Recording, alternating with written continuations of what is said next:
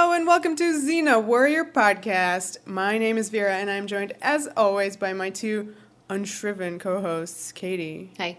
And Livy. Hi. Vera, I was so convinced you were going to use the adjective crabby. I was waiting for it. Dude, it was too obvious. You let me down, it's too girl. obvious. I decided to go for like the deeper like Xena stuff. All right, / crabby. Yeah. I'm feeling crabby. I don't know about you guys. Pincer like co-hosts. Yes, I need some flesh to chew on. You're hungry. So... today, we are talking about 407, Locked Up and Tied Down. But before we get there, we do have Alanis in the house. Ooh. Hello. Is that how she sounds now? Thank you, Sarah of Amphipolis. Woo! Thank you, Sarah. Thank you, Sarah. Yay, Patreon. Guys, we have a lot of fun Patreon stuff in the works, including t-shirts, which is the goal that your generosity has helped us meet. So look out for those. We're working on it. 'Tis a busy pre-holiday rush for us, but we have these balls in the air and we are juggling them. Also, gifts. Many people will be receiving gifts soon. And we're going to have more minisodes. That's right. And another installment of our Lucy Lawless IMDb experience, which is a Patreon exclusive. Look out for it. Nice. So, now the episode. As mentioned, 407. Locked Up and Tied Down. Wait, what number is it? 407. Okay.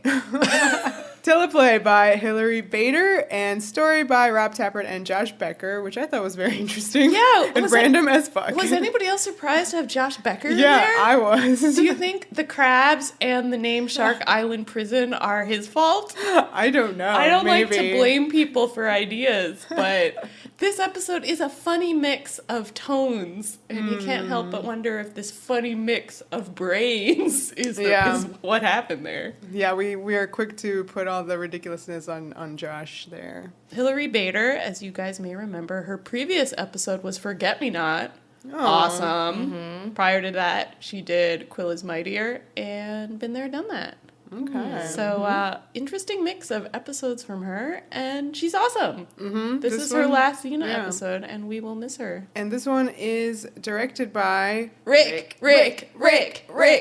I'm just gonna say my story. I didn't look it up beforehand, and I obviously forgot which ones he did. But like we were watching it, I was like, this episode looks good. This episode looks very good. I wonder who's directing it. Oh, I see some slo-mo. And Rick. Well, that's always the mark of a great director, when you can tell their work without seeing the name. Certainly, that was true of TJ back in the day. Absolutely. TJ who? Hey, Rick. Okay, so our first scene is quite amazing, isn't it? There's some sensual music playing. We have chirpy birds. And a wonderful kind of like pan, and we see Xena and Gabrielle. What are they doing? Gabrielle's giving Xena a shoulder massage. I gotta A say, back massage. there's a lot of restraint in this opening, in that they didn't do the thing where you just like, pan without seeing them and hear the noises. Yeah. Right. The infamous fishing scene from Altered States. That's correct. But what if you were watching this scene with your eyes closed? Then you would have a different idea as to what was happening, for sure. Did you find it? Yeah. Stop searching with your eyes. And then she finds it, guys, and Xena moans. I love the look whenever Xena doesn't have her armor on and she pushes down the shoulder straps. You just get the bare shoulders, and it's nice. This is a good start. Can I just say, I wish that she went to prison in, like, maybe just that outfit, or like the Not one that's a underneath. bag. Yeah, not a fucking potato sack. Oh my god, your vendetta. This is my vendetta. Spoilers, I'm gonna have a vendetta against her Luke in this episode. I just don't understand you. It's the same Luke as when she was crucified the first time. It's important. That is one look. And then have you noticed that literally everyone else in that prison wore outfits that were not a sack? Because they've been there long enough to get outfits somehow. From a catalog, I guess. Yeah, the prison catalog, yes. No. The commissary. They came in those outfits and they stayed in them, and that is their looks. And Xena should have at least been in her shift. I would have totally taken that. Anyway, my vendetta will continue. I like the close-up of her hands doing the massaging. Nice. Is it just me or her massaging technique, Gabrielle's massaging technique, seemed really inadequate? Probably bad, Like, yeah. she's just doing it with the tips of her fingers. She's I not, don't like, know. using her thumb. She's not, like, getting her wrists into it. I don't Yeah, know. Massage. subtext. So it's just fingers. Just fingers. They're just fingering. All right. I didn't care Like, for unlike her. your thumb, which is not a finger. It's your semantics. Anyway. I didn't care for her hand doubles manicure. Too nice. Yeah. I didn't like it.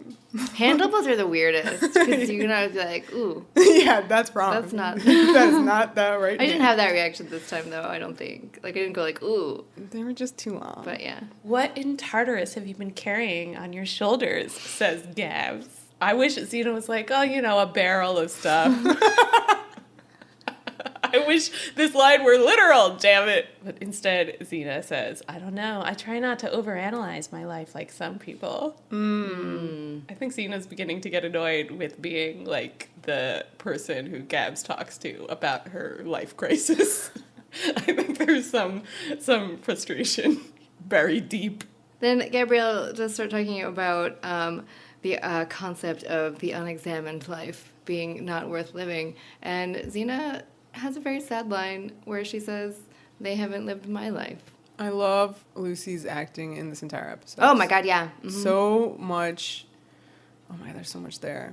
Is it also weird to say that I liked that this was Xena's response when we just went through Sin Trade, where she just talked nonstop about all the bad shit she did? So it's kind of nice to have her be like, no, like, my character is such that, like, I try not to think about these things. That's I true. like that side of Xena, the more repressed side. Yeah. Also, now that you brought up Sin Trade, there was a moment in this episode later where I had to remind myself that Gabrielle missed those episodes and thus wasn't privy to that story, and therefore I don't know how much she knows about any of that stuff. But she was shadowing director T.J. Scott, so she heard everything. Right. Okay. But, like, I had to remind myself that there was some stuff that she didn't know. Yeah, that's a good point, especially about Xena's code. We'll get into that as we go. Goons appear. I like how the goons approach. That's a nice little Xena Gabs moment of duo fighting where they both sense all the goons at the same time. Yeah, And and the Gabrielle proving that she can read the scene. Yes. You know, they Yes. know exactly there's 2 goons on the left, 2 on the right, 2 behind them. Her staff work, so many times the last bunch of episodes I've been like, she is amazing. Like, she has mastered this shit. She is 100% staff queen. Yeah, she is staff queen. Right, maybe not Javelin Queen. I mean, honestly, No. I think it's reaching the point where she's, like, stealing fight scenes from Lucy. Like, she can sell a lot of the fighting in a way that I think Lucy can't. Oh my god, what the fuck? I know, that's a What are you really saying? blasphemous thing to dig. say. But, I mean, I get it, She's and- so athletic. and it helps Lucy because she hates doing the fights. Yeah. So she's like, yeah, take it, Ren. I think Lucy sells it more as an actor, you know, like the face is doing a lot of work Yeah. when she fights. But like Renee just, Has you know, arms. she has arms. Yes, Yeah. that's basically what I'm I saying. know what She you has mean. arms, she has abs. and She's you're also just like, dedication to the choreography, which Lucy does not. oh, That's not But true I at say all. that with all the love. Gabrielle does like this somersault to get at her staff, and we have our very first, I think this is like the first slow-mo Gabs hair whips, you know? Slow-mo She looks Gabs. great. Yeah. Oh man, so good. I also really like that backflip that Xena does in Yeah. the scene. Oh my god, They so both, yeah. like, flip away from each other's backs. Like, that's the cool thing when they're on the log and Yes. I love it. It's great. The backflip that you bring up, Olivia, really reminded me that I have a note. I really want to, give props to Zoe Bell, who is now Zoe! officially the Xena stand-in, Yes. and like the shit she can do Oh is my just god. so gorgeous. She's a tiny too. She's Yeah. like 20. Wow. Right, yeah. But we love her. And Oh, she's the best. She definitely brings some beauty. Yeah, she's really just graceful. Yeah. It's quite striking. Stunties are amazing, all of them. But like when you have someone who's that spectacular, you can see a difference. And I'm even thinking like right now about how like, ooh, not to like put down our fave thing to put down, which I kind of was getting mad about for a while, Buffy the Vampire Slayer. But, like, and the fights are not the same at all on that show, but, like, when Sarah Michelle Gellar got a better stunt double in the last few seasons, it made such a big difference. Holy shit. Yeah. Yeah, not least of which is just, like, the body type matched better. Right. It's so much easier I mean, to sell that's for, like, Sarah Michelle Gellar. I mean, I don't... you're the going stunt from people on large Xena have to all small been for really fabulous throughout. Zoe, but yeah. Zoe is famous and so cool. Yeah. But I mean, there's a noticeable difference in, as a viewer, you now see, wow, that's Xena doing her shit, and it's amazing, right? When before it was like, okay, now they're doing kung fu shit. Well, and, like, knowing the character. Like, you have to know the character, know how the character would move. You can't just do... Correct me if I'm wrong, but Zoe was a big fan, right? She kind of put herself forward to be on the show. Maybe I could be making this up. I like that story. Let's go with it. I like to think that Tweet at Zoe her. really knew the show and, like, connected with the character, and that's why she's putting in such a great performance. I like it. I buy it. Sold. Let's just decide Why that's wouldn't the she truth. have been Yeah. interested? Right. Yeah. So the goons, which Xena and Gabrielle take care of, they have a message. They have a warrant. Right. So Oh, it's not I a see. message, it's a fucking warrant. You've been served, girl. Oh my goodness. And as Gabrielle says, it's an arrest warrant for you. She whispers it, soft voice. For murder. Oh my god. This episode, okay, so it's about Rick. There are like 3 to 4 dramatic zooms in this one. Usually there's like one, Listen. and it's like before the credits. This might be This one had like 3 or 4. Rick's weakness. Or greatest strength. Let me just say, I love me a moving camera. Me too. I like a dramatic zoom as much as the next person, but I think you gotta use them strategically, not like 3 to 4 times per Wrong. episode. I will prove you wrong as we go along. Okay. We're going to discuss mean, each it's fine. dramatic zoom and I why suppose it's as long necessary. as it's worthwhile. So the goon / whatever bounty hunter, I guess. I don't know. He says, "Does the name Thalassa mean anything to you, Xena?" And Xena's like, no. And then he's like, how about Crab Lady? And she's like, oh, Crab Lady, I know. Dramatic zoom. And there's a flashback, real quick, to a lady with a slash on her face. I like that. Yeah. I like that little flash where you just see the head wound and you're like, who dis? And then she's gone and you're like, whoa. I really like the guy's line where, after he said, "Does the name Thalassa mean anything to you?" Crab he goes, Lady. He goes, "Perhaps you've killed so many people since then you don't remember." That reminds me of Dreamworker, right? When she meets all the people she's killed in the dream plane and they torment her by telling her their names, which she did not know. Yeah. Well, she did. Didn't she remember her first First victim? one. I don't remember. Maybe. That sounds familiar to me. It's been so long. I know, right? It's been like a year, you guys. We didn't celebrate our year anniversary. Hey! But Hey, Xena now Warrior- talking about crabs, woman. Hey, perfect opportunity. Well, this episode has certainly a lot of resonance with the first season. First episode, even. The specifically. first episode, The Reckoning. Yeah, this is like a remake of The Reckoning. Yeah, we'll talk about it as it goes on. Happy Xena Warrior podcast anniversary, guys. Wait, what? Except like a month. A month late. ago. Yeah, we missed We it. missed it. So anyway, here's an example, Katie, of why I really loved Rick's what? camera work here. Is this the first dramatic zoom? Because I don't usually have a problem with the first one. I'm not sure if this is a wonderful representation that he did of the flashback. Mm-hmm. So does the name Crab's Woman mean anything to you? The camera does like a canted push in on her. Fun. Then the flashback. That one's fun. Of you see a woman with a slash face.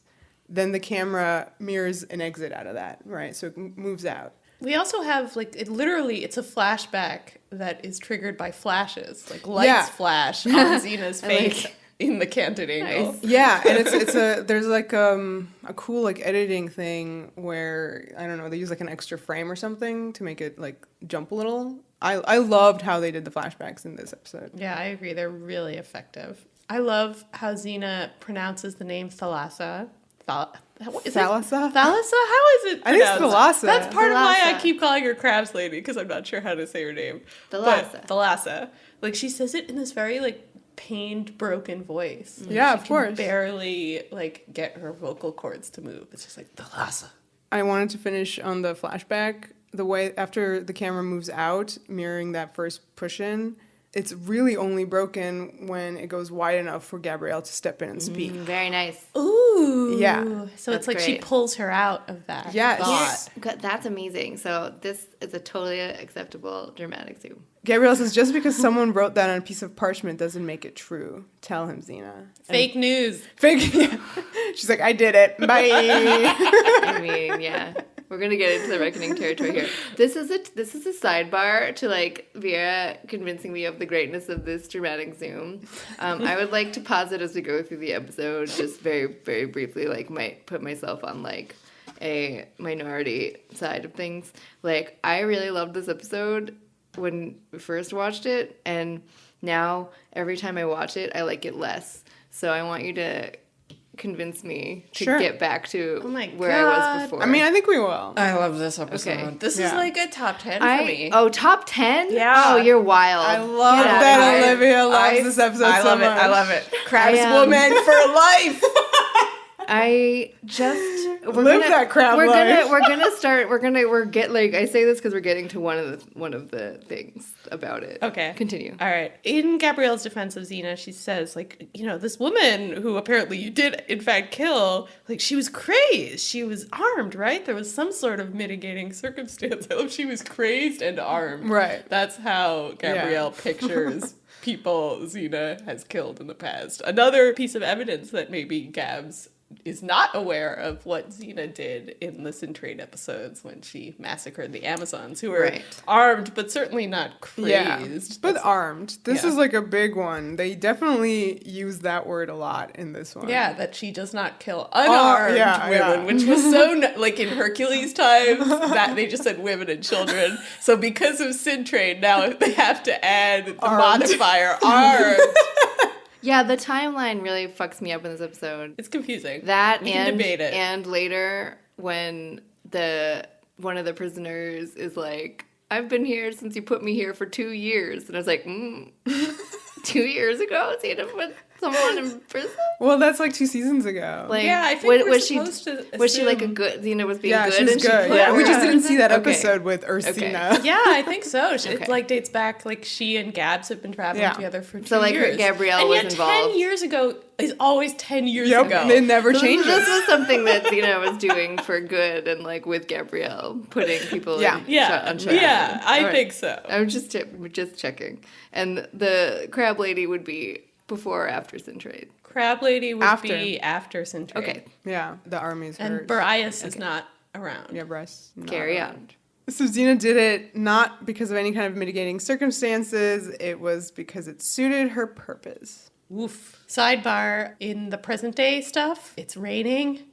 It's yet barely raining. Everybody's hair looks really good. It's like witchcraft. They all look Yeah. good. I think the lighting also, this is the same kind of situation that we sort of discussed in Sintrade, where the weather is so bad, but like everybody looks so good. And I really loved the detail of like, so, you know, Xena is like basically wearing like nothing, right? Because she has like, you know, taking off the breastplate like makes it seem like she's naked almost, right? But they're when they talk, it's winter in New Zealand, so like when they talk, you see their breath, and it was like extra special. I thought, I don't know, No. I loved it. Yeah, it shows. Oh, I mean, I think this episode is an endurance test for Lucy Lawless from beginning to end. This is Yeah. just the I do love beginning. Yeah, this is. Top 10? It's like top 25. I really like it. I mean, I'm not the sort of person who enjoys lists. Like, I don't hate want lists too. to, figure out what's number 11, but I just know that I All right. really love this one. I actually All right. really love all three. I think of them as a kind of trilogy, beginning here with Locked Up and Tied Down, and then going through Crusader and Past Imperfect. I love all three of these episodes. They all feature these like really interesting female characters, and they're all, I think, really engaged in the kind of what the show is about, complicated absolutely. Yeah. themes of the show. And I still- That is what okay, let's keep going. Yeah, because that's let's what do I'm it. kind of like starting to Yeah. go. I just wanted to say that when we first watched it, I very much remember you being so like taken with this episode. I And then love the next Crusader like really was like, what? Crusader's 1-2 amazeballs. punch. Like, yeah, and then yeah. 1, 2, 3. Yeah. So yeah, I think this is for me in some ways like the apex of what Xena can do. These 3 episodes, I think they're all Apex. awesome. Whoa. Yes, It does get into some stuff. it's intense, and it's sort of they're not like big episodes. You know, Yeah, they're that's not why it's so good. sweeps I know episodes. Yeah. They're I kind didn't of, say it was yeah. bad. I just said that every time I watch it, I see something Like else. it. I You don't like. have The Quest as your top 10, so I you do can not. just go Oh no, shut I don't. It is not in Fight, there. fight, fight, fight. Xena unclips her chakram. It's this wonderful close-up, and she hands it to Gabrielle, and she's like, well, I'm going to prison. Bye. Actually, what she says is, you said yourself that I had the weight of the world on my shoulders. Maybe it's the weight of my guilt. That's okay. Here we start. Here we start. I love the earnestness and overtness of Xena Warrior Princess. I love that it gets very melodramatic. I love that it's often just, here's what we're doing. This line made me laugh for 10 minutes. It's so serious, this episode, what it's dealing with. It is dealing with everything important about Xena and her character and this journey and where we end up. And a line like that makes me just fall on the floor laughing. It's stupid to say something like that. I don't know. It just makes me, like, giggle. I feel you, but like every episode of Xena kind of has this That's issue. what I was Yeah. saying. Well, that's what I'm saying to you. But I think that an episode will have a scene or two like that, and they're always really very good, and I always really like them, and I always love the earnestness about it. But I think that this episode has it about 50 times. And that's why it keeps getting, like, taken down a peg. This episode has a lot of that, a lot of kind of explaining how people feel and why they're doing what they're doing. It probably yeah. would have been stronger if it had cut some of these lines. But that is true for me of basically But all you of also Xena. have to get immediately to the place where Xena's literally turning herself in right now to I go know. to jail. And I mean, Yeah, but you love- get it without her Yeah. do saying... you really? Yeah, I don't absolutely. know. Maybe the dum-dums don't, you know? Like, maybe it's for, I don't like, want some people who stuff for aren't... dum-dums. There could be a network note, But, you know? like, for me, you know, this moment is so powerful. She's handing the chakram, which, you know, Yeah. is her, you know, that's her This purpose. That's is her... the saving, like, of this scene. Right, 'Cause and I mean that's the thing. The visuals are so much stronger than yes. these words that Yeah. the words in the end don't matter, and I think that's Right, for and me that's why why you should I not don't get care. hung up on Yeah, this. exactly. Yeah. They Yeah. make me laugh. Because, like, the acting and everything around it So is good. always so great. I said top 25. All right, so she gives her the chakram, and they put... Gabrielle really does not want to take it. She's so fucking confused. She Like, I mean, takes it in I spite feel of for herself. Gabs because she's just like, what the fuck? This entire like episode, really. Yeah. And they put shackles on Xena's hands, on her feet, and on her neck. Just like immediately, they just like they had him. pounce. Yeah, absolutely. So now we've entered Law and Order: Random Village, Dun dun. and there's a court scene. Our judge is the actor from the pilot episode. Oh, whose hat Xena stood on? I feel like he was wearing a hat. Yeah, he had a hat. And on. she stood on the hat in the scene you hate, the kung fu Right. standing on people's everybody heads stood battle. on heads, yes. You're so angry. Like, there's a head underneath right the now. hat. You're like, yes, don't remind me of that scene. Yeah. I know that scene exists. So I thought it was really kind of fitting that he came back in this episode that has so much sins of the past. you know. Yes, that's a really nice point. And then we have some villagers testifying on behalf of Thalassa. Apparently, Thalassa was just the greatest. Just so amazing. She was like the best villager they've ever again. seen in their lives. This lady.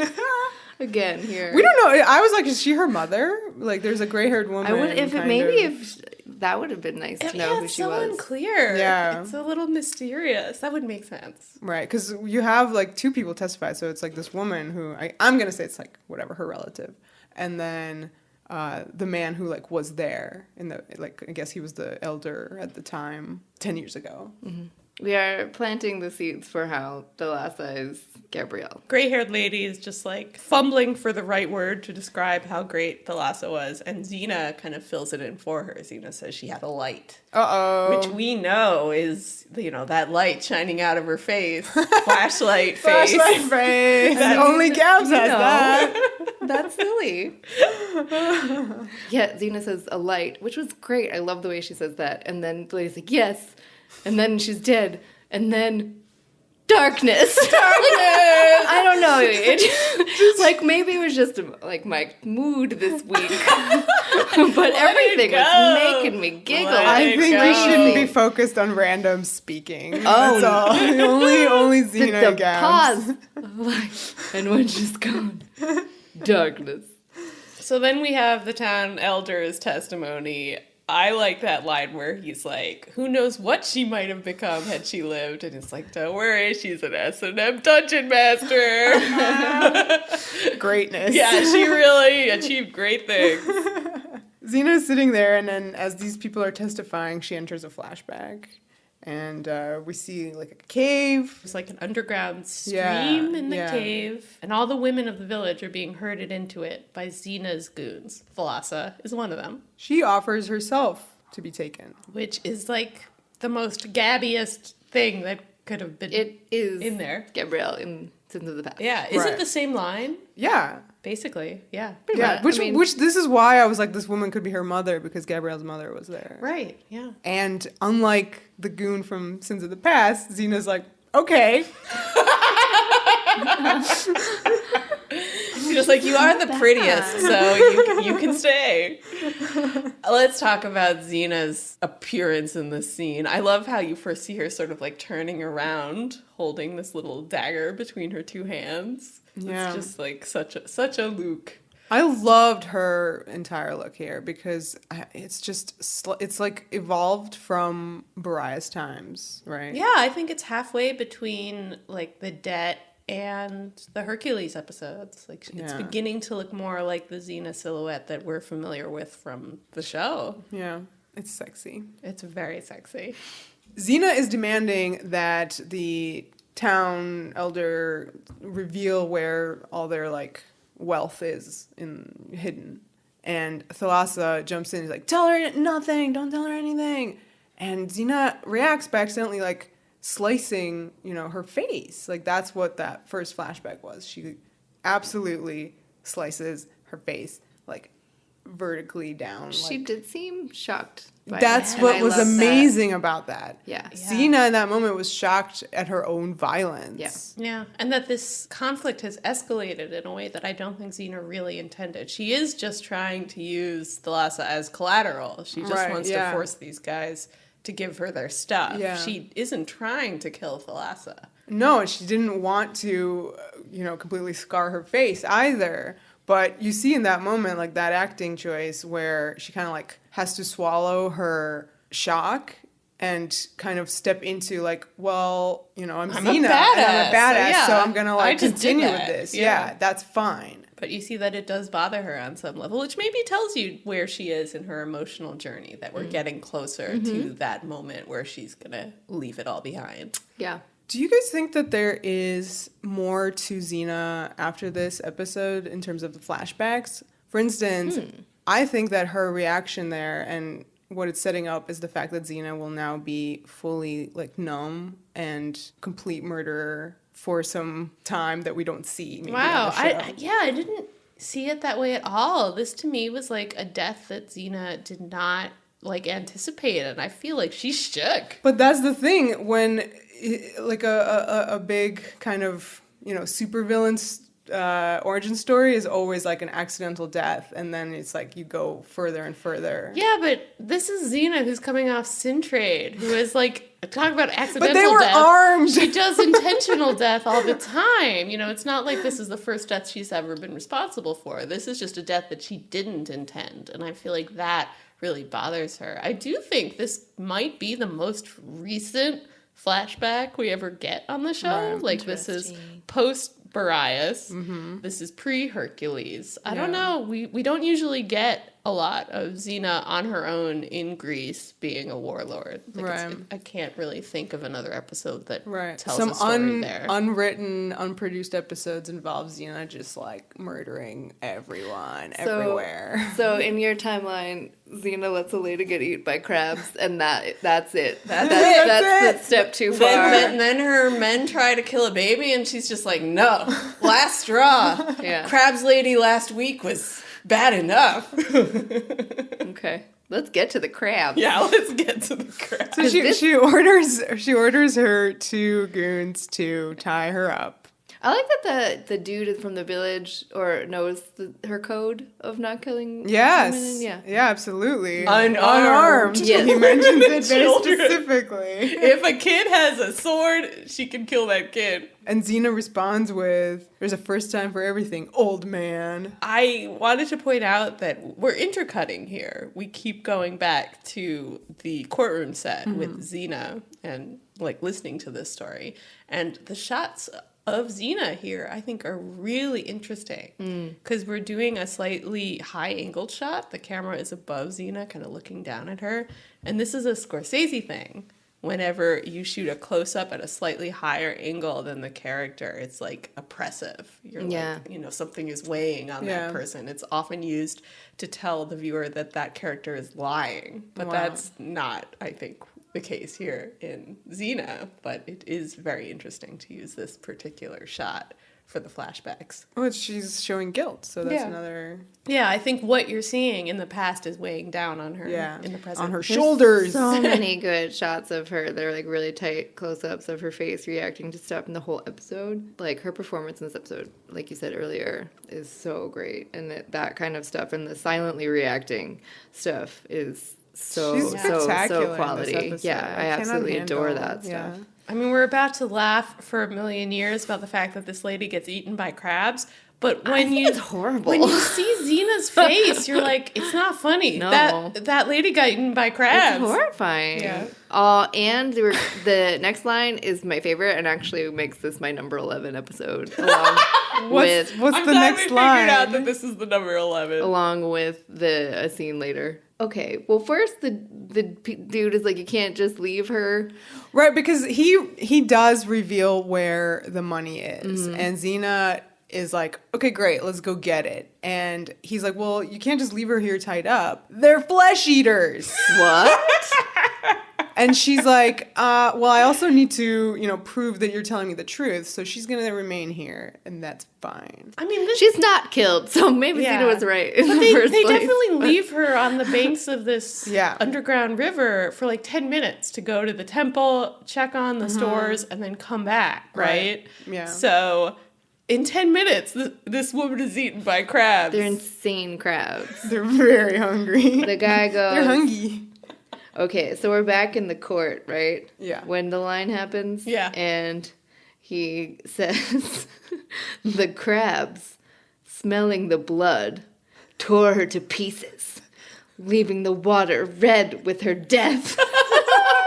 What the shit? That's dark, man.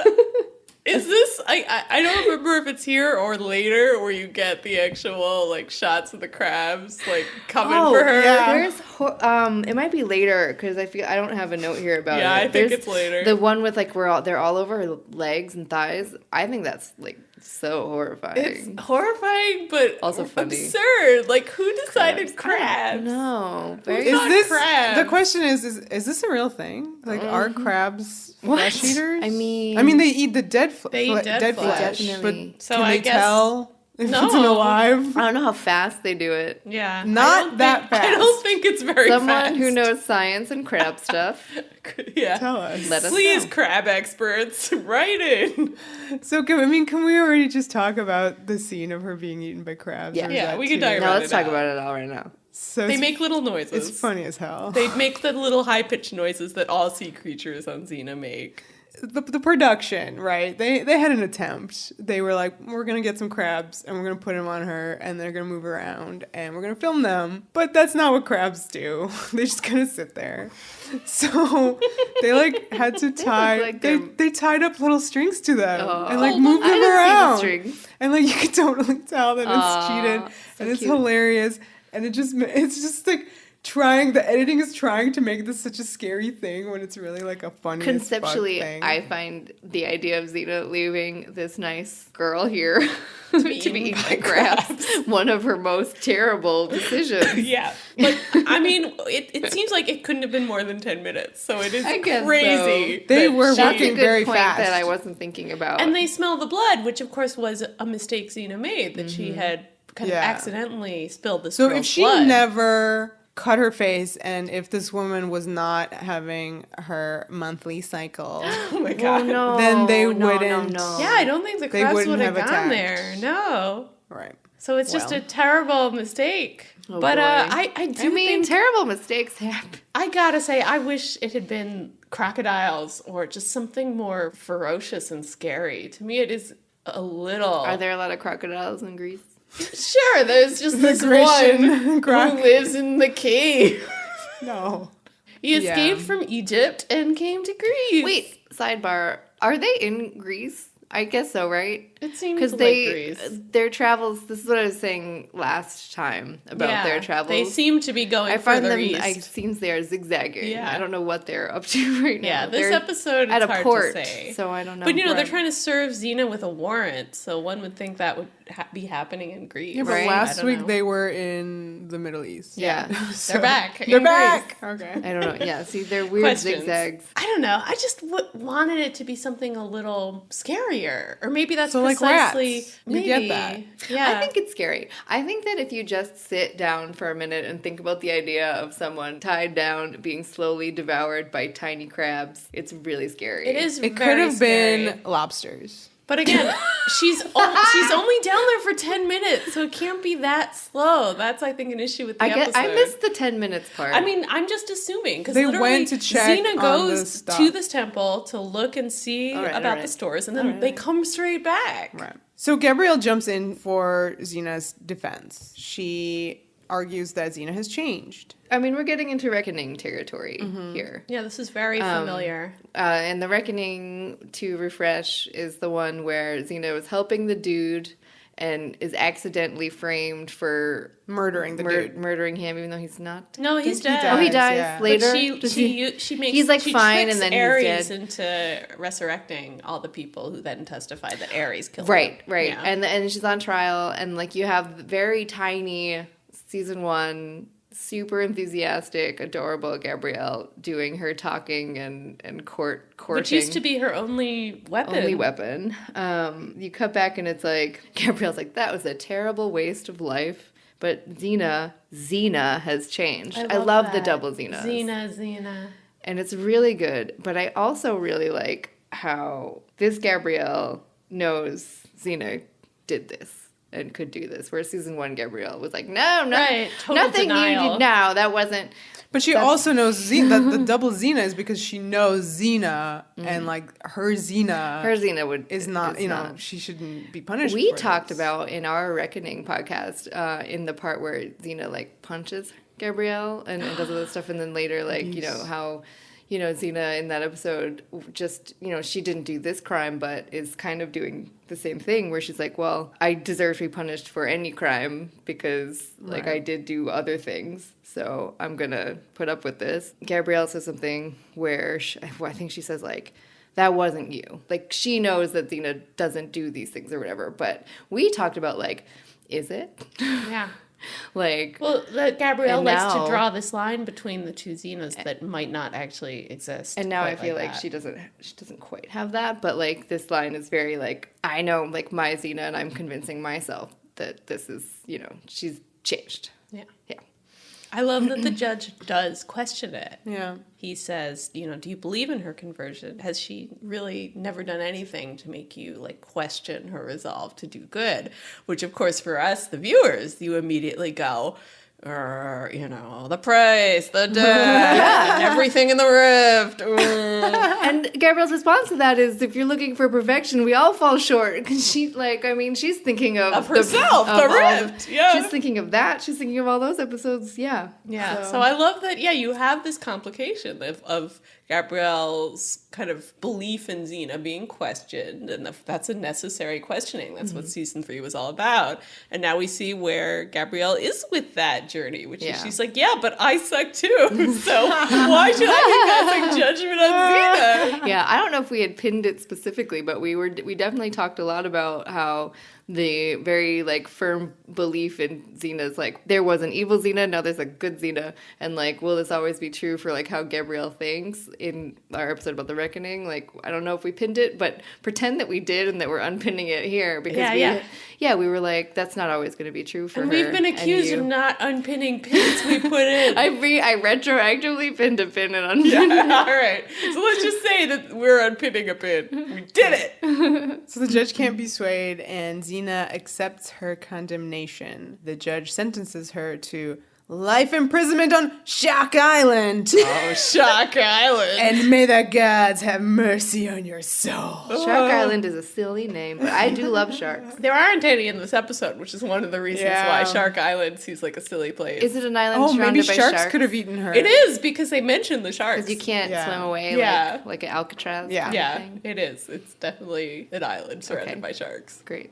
But we never see the sharks. We don't even see little shark like CGI I know, what fins. a missed up. Honestly, I would be 100% more on board with Shark Island if there were sharks in the episode. But because there are not sharks, I'm like, fuck you and your dumb name, Shark Island. I expected a shark to be warden of the prison. The sharks would be guards. Alas, this, I think, is a reference to a Steve McQueen movie, Papillon. Okay. Papillon.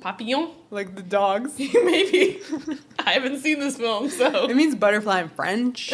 Which is a great name for a prison. No, it's not the name name of the prison. name is Devil's Island. Is that better? It's surrounded by devils. It's surrounded you can't by devils. swim away, the devils will get you. Well, it's like Xena's guilt. Papillon which she just seems to be agreed to. Steve McQueen's name in the movie. Right, because he has a big butterfly tattoo on his chest. Did we skip how Xena agreed with the guy about how guilty she is? Yeah, we skipped it, but That's important. She was very on board. Yeah, Yeah, no, I mean, she she's didn't- not, her I mean, guilt. and that's very similar, right, to The Reckoning, where she doesn't really fight it, and that's what's so infuriating for Right. Gabrielle, is she knows that Xena is innocent, but Xena's like, yeah, so... But here it's true. Here it's true. She's not going to fight this, because in the end, she knows she's guilty of the crime she's being tried for. Although we will find out that it's not quite true. Not quite true. But it's still true in the moment. Definitely pretty true. the next scene is really interesting, and I think kind of goes with what you're saying. Xena and, if any other prisoners exist in this town, are going to be loaded onto a ship and taken to Shark Island. And she's waiting to be loaded on there, and random villagers are reacting to her, and they scream out, "Murderer." And Don't get too close. She's a killer. right, and she just, The the looks. way that she Yes, reacts to the that. looks. Maybe, okay, here's another, see, this is why I'm just saying that I just want to get, like, back to the level that I was at before I watched it I mean, you've 4 times. already moved it up to for the number podcast. 11 Soon on it's your gonna list. be number 1. That, like, there's We're working so on her. many good things about the performance and those looks and stuff, and that, like, that kind of moment, I wish it leaned more all the way on that side. instead Right, of, no like, dialogue. slightly Yeah. More- That's all. We More all subtlety, agree that the yeah. silent moments on Xena are some of the most powerful. Right. Here's a great one. Yeah. Seeing, Xena is beginning to realize that, it feels good to kind of be, like, oh, I did this, please punish me. Finally, I can just kind of, like, allow myself to be punished. But this is, like, a side effect of that she hadn't considered, which is the people who, like, 20 minutes ago respected her for being a hero are now like, ooh, murderer. All right, wait a minute. I gotta go get another drink because, like, I feel like a lot of some of my frustrations with it are how it's one of the biggest episodes I feel like that tie into the basic end of the show itself, and so I want it to be perfect. Okay, but it has crabs. But it has crap. But it has crabs. But then again, the ending of the show has a lot of ridiculous things. That's also true. Because this is the program called Xena. I know. Yeah. I love it all. All right. Give me a minute. I'm going to go get one. So one more thing about that scene before Xena gets loaded onto the ship where they're calling her murderer. I remember reacting very strongly in Sintrade when Cyan was just using that word so freely to describe Xena. And She's a Xena murderer. herself reacted strongly. I'm already a murderer, Cyan. Like, and with such self-loathing. Yeah. So, I don't know, I guess her reactions here, just the acting just spoke so much. You feel like this is like what goes on inside her subconscious all the time, which is that voice being like, she's a killer, get away from her, she's a murderer. So to have that like in her actual life just like happening and probably happening to her forever now, like that's a lot. Like, I feel like this is maybe the first time she questions, like, oh no, was this the right thing? But also, do you think she's gotten kind of used to being Xena the hero, you know? And this is, like, very shocking and jarring to her. That's a really good point. I noticed in the feedback for this episode, like, the fans writing their reviews, at the time, there were people who said, like, why now? Like, this is season 4. Why are we suddenly doing Xena's on trial for her crimes? Like, shouldn't that have happened in season 1 or 2?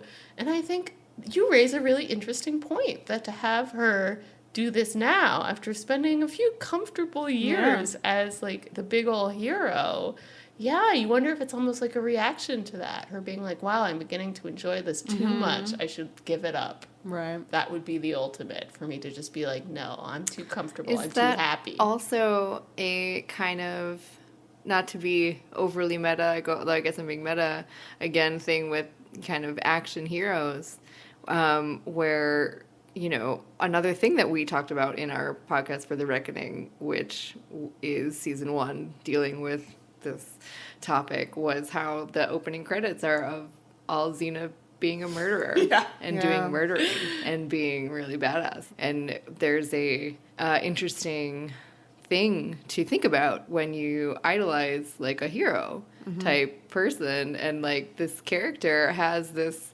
intense past, and then like what do we do as people who love this character, where you have to reckon that she does have this past, and that but you can't just be like, oh, now she's fine. And I feel like that's a big thing with like watching the show. People are like, oh, well, she's fine now, it's fine. And that's not true. That the whole show is this. This is why this episode is important. Yeah, and this is to where kick about off the rest of the middle show. section of the show, almost the exact middle of the show. Yeah. Like, I feel like it's important, to remind people that, like, Xena does bad things, and as she herself will say later in the episode, like, that person who did those things sleeps right next to her heart. Yes. Asleep. I love that line. Can wake up That's at a any great moment. line, Yeah. Hillary. Thank you. Yeah, yes. we'll get to it. There's a little Xena that sleeps by her heart. tiny evil Xena, like, I just want to do a murder. So Gabrielle comes to say goodbye, which I thought was really great. The guards let her do this, and they have this moment. And Gabrielle here is like so shocked, so just like, I mean, her life just went upside down, really, because Xena's like, I'm going to jail. And they never had a conversation They about never it. had it. She's like, I mean, Xena does what she does, but like, it's just really rough for Gabrielle. Wait, my favorite dissolve to Gabrielle in the shock room. Not yet. Talk about that yet? Nope, Oh, not okay, yet. we're not Yeah, there we're yet. not quite there, Too but it soon. is very good, you're right. Okay, So, you guys, Gab, I'm this going to is- sit back and just drink my drink. Gabrielle is now speaking to Xena, and they're saying their goodbyes. Oh, yeah. Oh, Gabrielle I'm coming back. Gabrielle says that I'm back.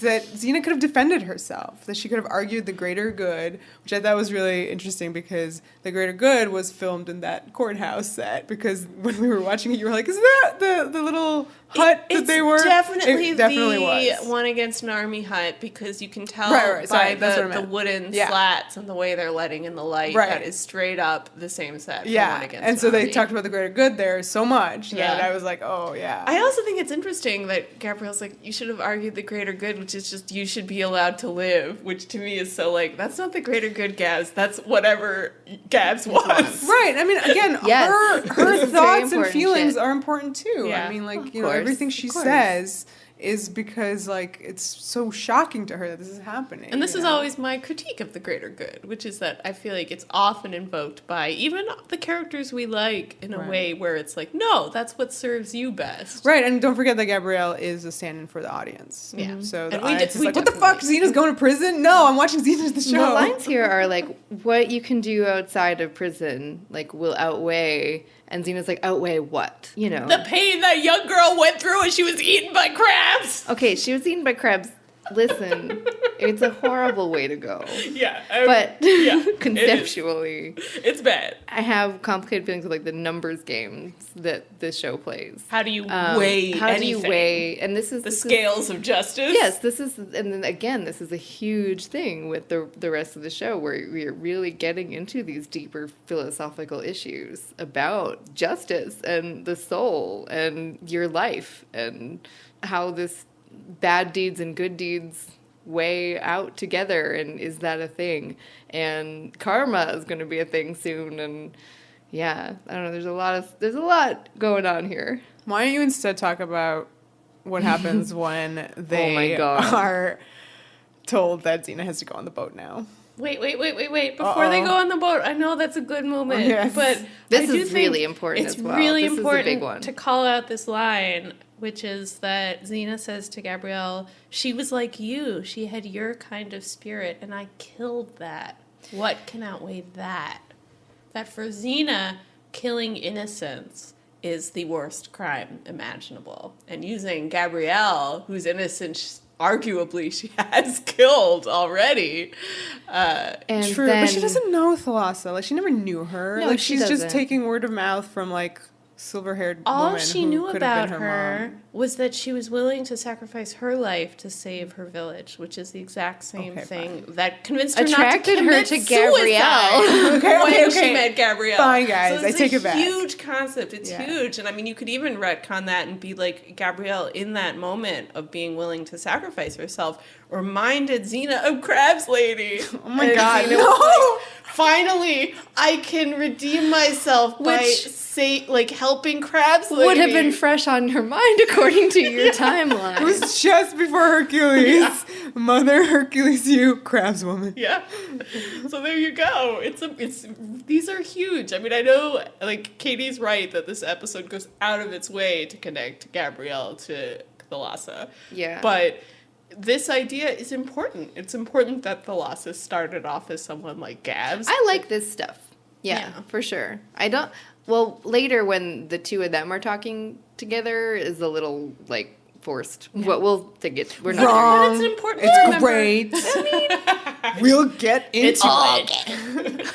It's also important to remember that Gabs herself started out as someone like Gabs. And Yes. that she has changed under Xena's influence, and that weighs on her. This is the one moment, I think, in the episode where you really see that, which is that Xena is aware that, what can outweigh that? Right. Killing Gabrielle's innocence. And Xena here also says that she's not looking for redemption anymore. That's huge. Huge. And then they're literally pulled apart. She says, like, well, it's really interesting in this season that, Xena, like you were saying earlier, Olivia, that, joked about her being tired of hearing all about Gabrielle's Issues. quest and problems. And she does say here, we're always talking about your spiritual quest and that you need something to feel complete, but we never talk about what I need. And that is independent from Gabrielle. Something else that's going to make her feel. That's rough because Gabrielle assumes that what That Xena she's needs enough. is but also what they're doing together is what Xena needs. And that does- right? So she thinks that Xena's Which- satiated. It's the ultimate betrayal in many ways. Yeah. That I think Xena is saying, this isn't enough. What if redemption isn't enough? Why don't I feel satisfied? Why do I keep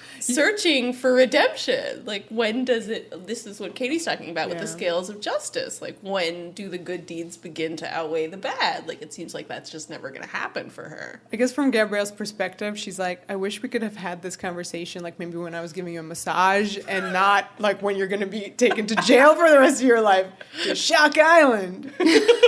All right, she hasn't even gotten there yet. No. Shit. Well, they get podcast is pulled gonna be apart. a gazillion years I'm long. sorry. They get pulled apart, and it is so great. And so like good. Xena reaches out for Gabrielle's face, and Gabrielle grabs her fingers, and then they just get torn apart. And technically, this is Xena being like, "I'm going to prison forever. Goodbye." Yep. And that's it. And Gabrielle keeps screaming out, "Don't do this!" And she just watches her leave on the boat. And I need to just remind everybody that Xena has given her the chakram.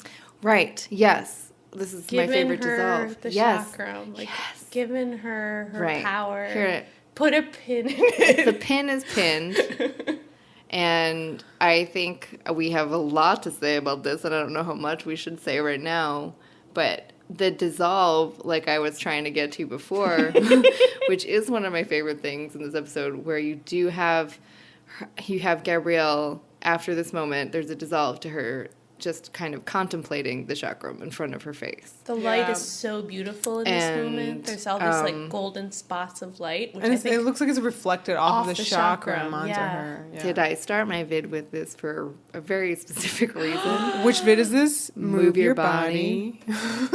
So number 11 episode, locked up and tied down. Yeah.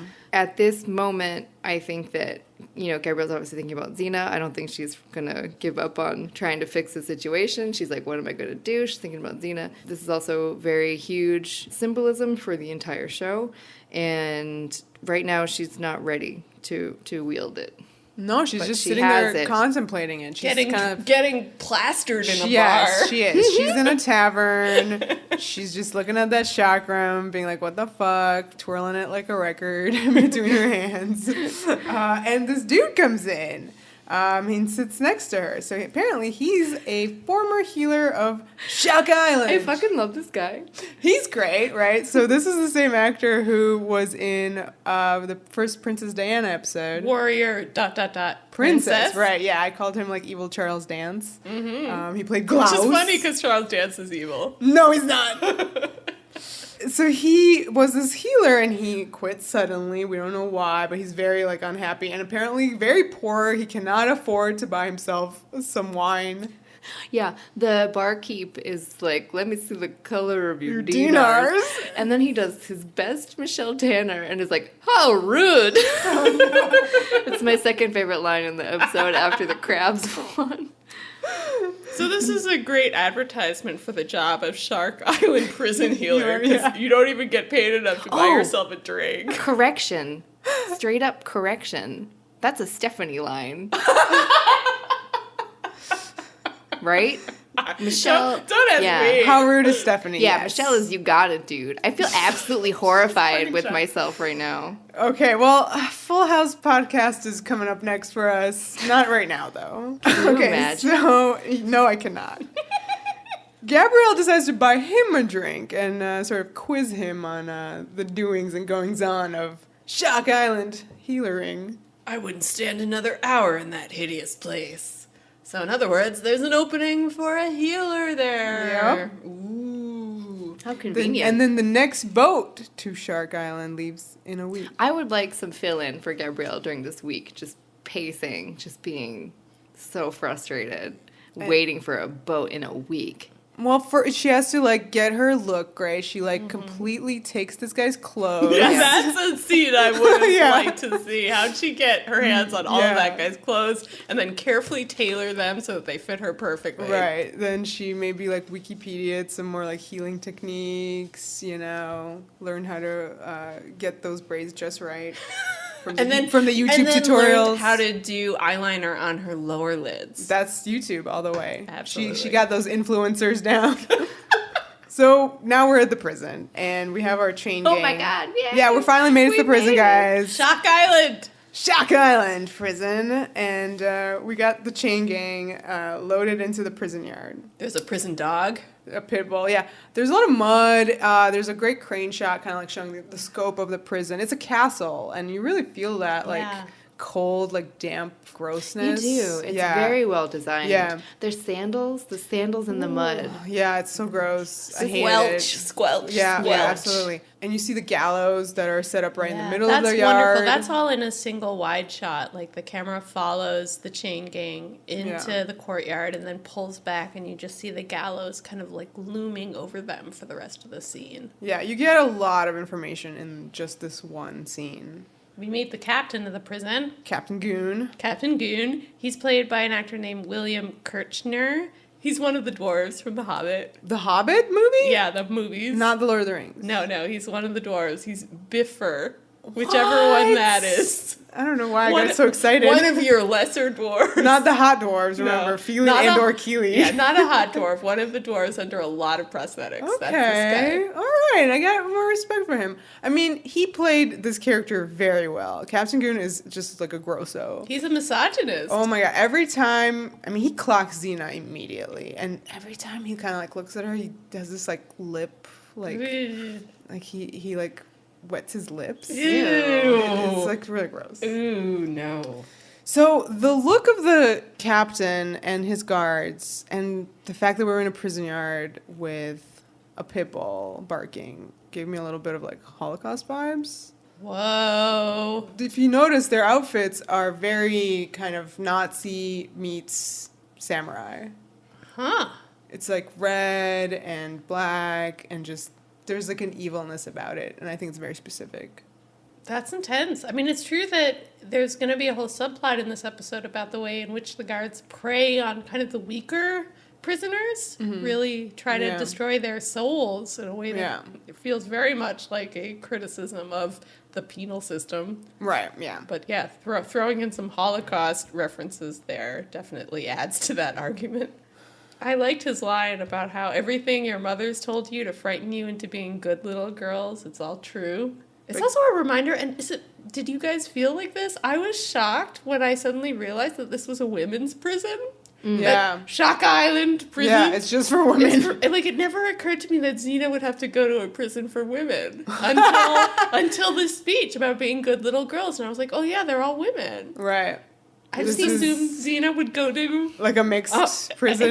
I was like, it seems anachronistic. It's weird. They wouldn't have this. It honestly bothered me. It took me a moment to go like, I guess she would be. But at the same time, I'm like, oh, what? However, it's fun.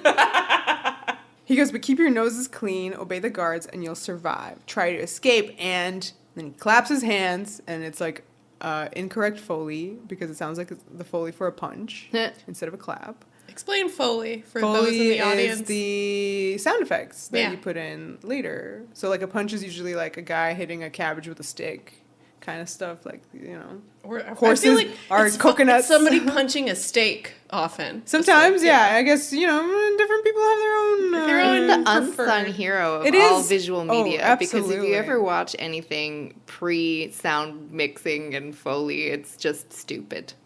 Because all you can hear is footsteps. It's one of the problems. So he claps his hands and a prisoner's brought out. And she's like, no, like, don't do this. And they march her up to the gallows and they put the noose around her neck.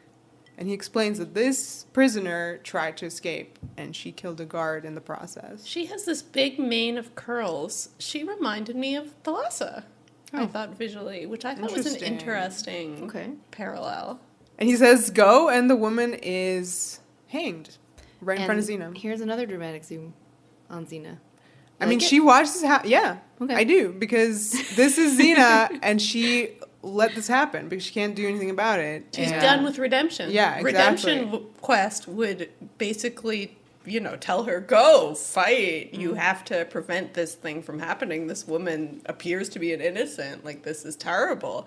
But since she has abandoned redemption, she has to stand there. This is part of her punishment. Interesting. And Captain Goon goes, welcome to Shock Island Prison.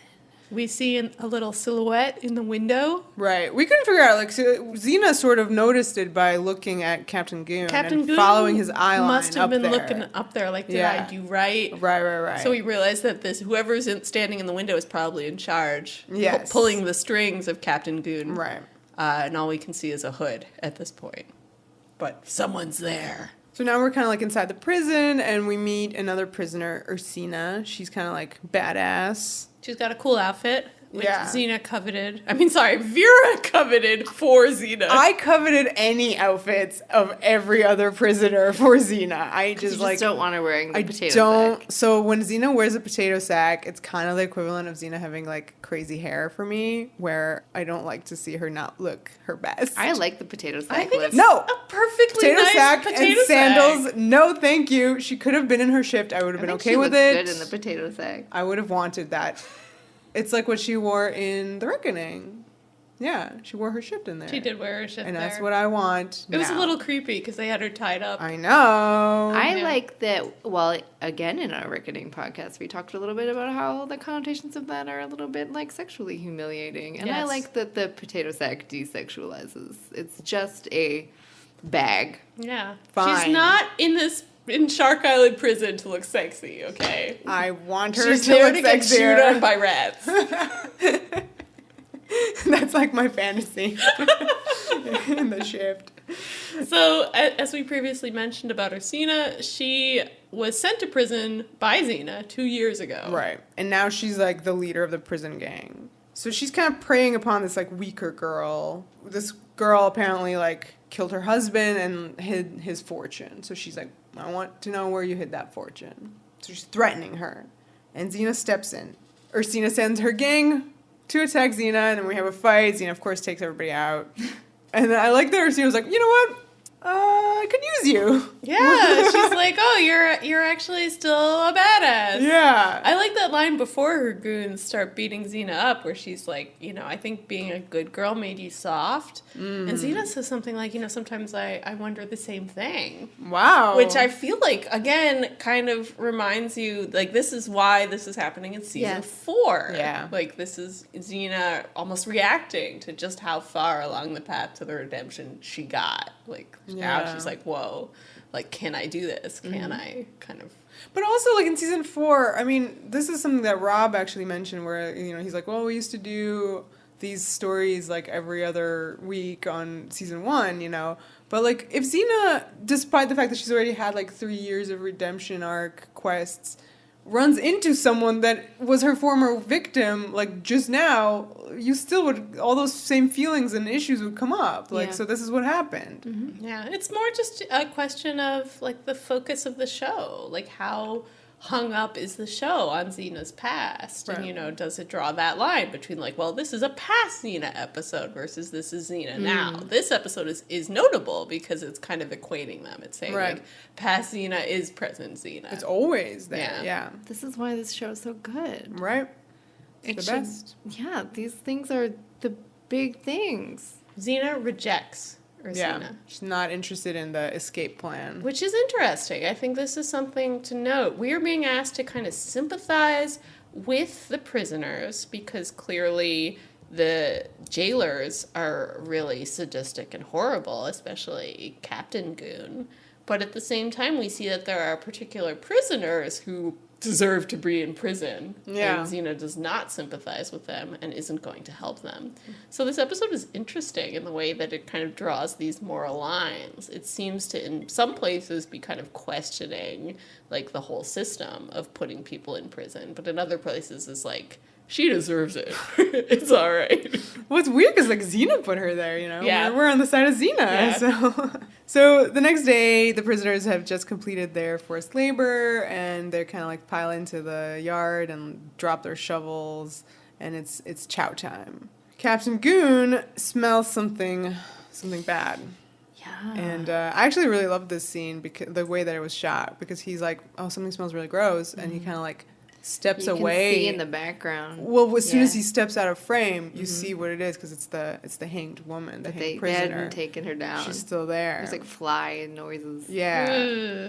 So he tells like the goon behind him, like, oh, get her off, throw her. Feed her to the sharks. Feed her to the sharks, because remember, this is Shark Island. There are actual sharks. This is the only line that makes us understand that there actually are sharks. So Xena speaks up, and she's like, I'll bury her. And he's like, what? Because no one's ever done that. Yeah. And he's like, fine, if you want to bury her and not eat, that's your deal. So go for it. So he marches all the prisoners away and all the guards away. He's Yeah. like, Xena, escape, quick! You're the only person in the courtyard. But, like, in all seriousness, this whole scene reminded me of two things. The first, which is maybe obvious, is Syntrade, when Xena does that whole funeral for Gabs. Right. But it's by proxy. It's for Tree Girl. It's for Tree Girl. Here she has a by proxy funeral, but here it's less clear exactly who she's mourning. Is it Thalassa? Yeah, it's Thalassa. Is it all the victims? And also that. Right. It's all of it. This is very big. Number 2 thing that this reminds me of, and this one is more LOL, Harry Potter. The moment where Harry wants to bury Dobby with his hands. And, as a wizard, that's crazy. It's like he could just do a spell. But it's this moment of penance and this moment that's really like a dark night of the soul. He's like, I'm going to bury him by hand. And in that night, he figures out the way to defeat Voldemort. So it's this huge moment for the character. And I kind of saw some of that here with Xena. I agree with you. Yeah. Totally. Wow. This is my favorite part of this episode. Yeah. Absolutely. And this is where symbolism like that, I think, just works unbelievably well. You say Dark Night of the Soul. It's literally A dark night. a dark night. It's raining. You have, like, the rain, like, symbolically as this sort of, like, bathing, washing away of sins, shall we say. And it's quiet and just this whole... How long would you say it is? We did not clock it, 30 but seconds. it At is least 30 seconds. It's quite long. It's a long scene just of Xena burying this person that she doesn't know with all these beautiful dissolves. Very similar to Rick's work in A Good Day. Yes. With the montage of And- Burning Village. And Lucy's performance is just so great. I love her faces in this scene. And it ends with this moment where she kind of is partly open-mouthed and looking at the ground. Like, she just looks down, like there's all this rain just, like, beating on her. And everything just feels very heavy. I really love this moment because, the first thing it reminded me of was the Shawshank Redemption, because that's like the big like rain scene. Rain prison movie. Right, yeah, exactly. For sure. And as Katie mentioned, like the rain being like the cleansing of the person, and in Shawshank it was like freedom, but here like her paying her penance is the freedom, Right, you it's know? washing Yeah. the sins. So the other thing that really struck me, and I just love this detail, was the fact that, so she started burying them, it was still daylight, it must have been dinner time, right? So it went into the night, and you have this shot of the prisoners peeking through the window, Yes. like they're all watching her, because again, this is like unheard of in this prison. They've never seen anybody do this. So it was just a great moment, and that woman who she defended from Xena was crying, like she was wiping away her tears. You understand that this wasn't what Xena intended, but by burying this prisoner, like she's gained the loyalty of so many of the prisoners. Yeah. Like they follow her now. This is the action of a leader. It's just this scene was amazing.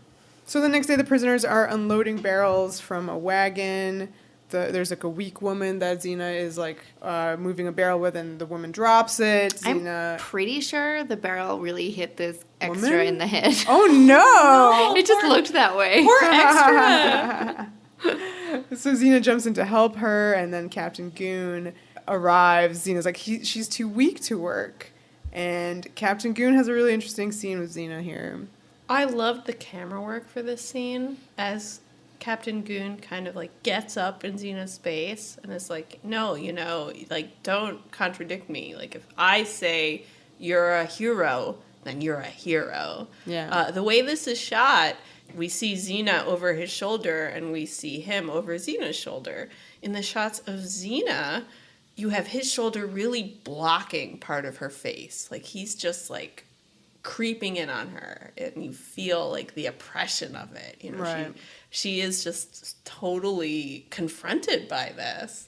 But it's weird. It's weird to see Xena kind of like oppressed by this man. Like we know she can take him out. Yeah. But it's just, he's like, you're a real hero, aren't you? And she's like, no. And he hits her because she's talking back. This is the redemption thing. Like, this is the temptation for Xena, which is that even now she wants to be that person defending the weak and the innocent. And she's having to actively deny that instinct because that to her is what being in prison is about, is not being that hero anymore. So here is this moment where this guy's like, no, you're on a redemption quest. You're a fucking hero. And she's like, no, I'm not.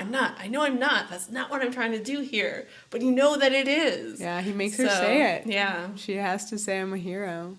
It's very fascinating. It's very fascinating, and I feel like it does break a dam in her, because a second later, she is acting like a hero. Right, because the husband killer steps in to try to help, and also starts getting punished by Captain Goon. I love that Captain Goon, he has like a little intern who he's training. Yeah. So there are all these like little cutaways to him being like, okay, intern, like you gotta be hard on the prisoners now.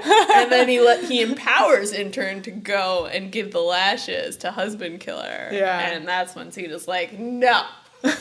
Yeah, so she can't handle it anymore and attacks. She's defending her She again. reverts. She goes back to her redemption quest. being a hero, she can't bear it. So she, there's like a big fight scene. She like runs up on the gallows, uses the noose as a weapon. That was interesting. Basically, everyone around them is kind of like doing that whole like fight thing. And there's this older woman extra that's just holding her ears and is just like terrified. I thought that was a really good touch. That was a great touch. I think this episode, I read that it ran long, like A Good Day. There's just so much material here that, of course, like, it's very hard to sandwich it all into a 43-minute episode of television. Because Rick loves to give us too much.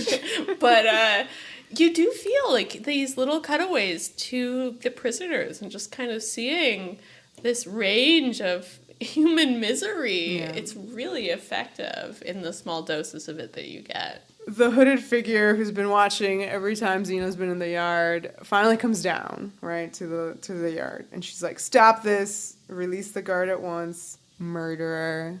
Yeah, the M word. There it is again, Vera. Yeah, it's every time, man. It's just, I don't know, it's so strong. I love it.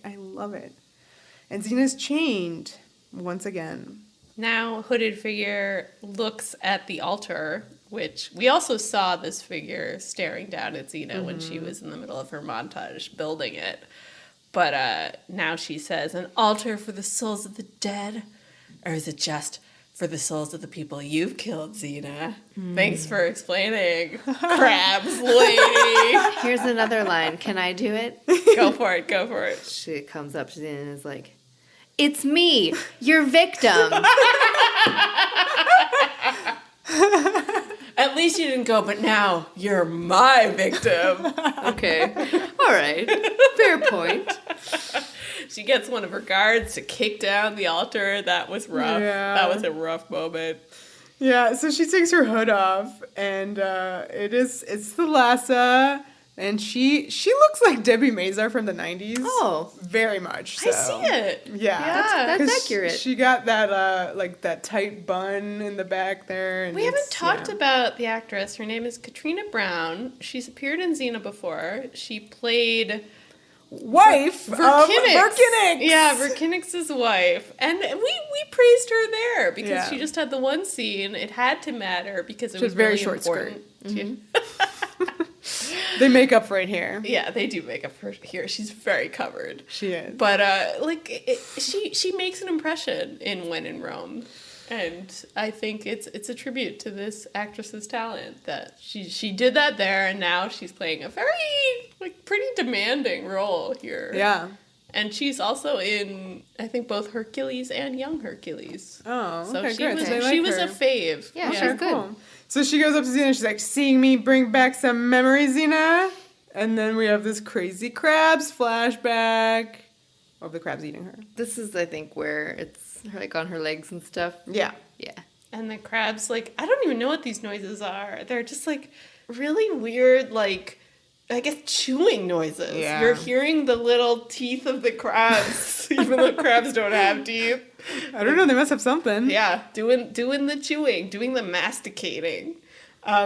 We gotta talk about, okay, back to the present. Thalassa reaches out with her hand, and you realize that she has a doll hand. Yeah. A mannequin hand. She, touches Xena's face with her mannequin hand, and it's hysterical. It's not the best. I gotta points off this episode a little bit for mannequin this. hand. For mannequin hand, but as we'll continue to see that it has this weird ableist nonsense where it is equating this physical difference and injury with her being evil, and it's not great, Bob. It's not great. I don't like it. A spiritual wound is not the same as a physical wound. And it's a slightly lazy way. I don't like that tell this portion of this. I didn't really see it that way. It's interesting. I saw her as a straight up victim this entire time. She certainly is Xena's victim, yes. So you do have this as a physical reminder of what she went through.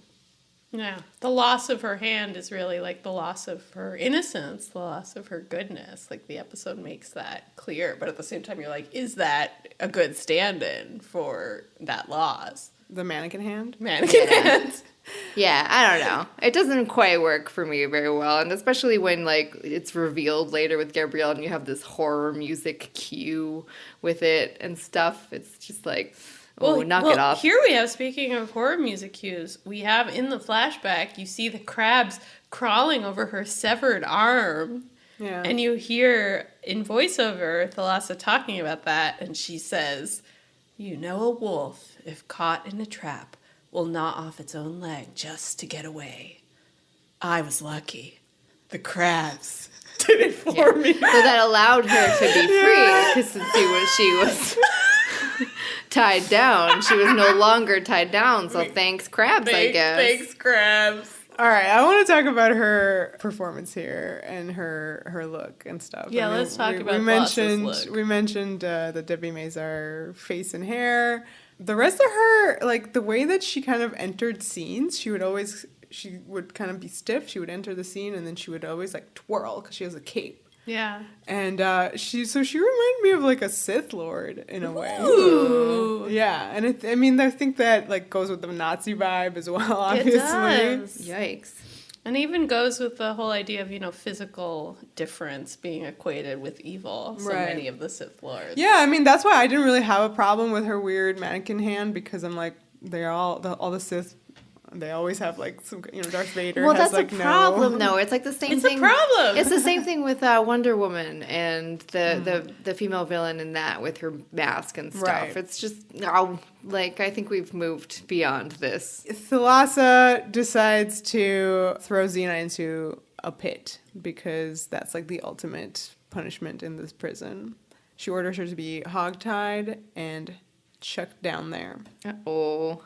As they're about to throw Xena into the pit... Wait, did we talk about Thalassa's line where she literally calls out some of these big topics and says that basically Xena's mission is pathetic because it can't make up for what it did to her?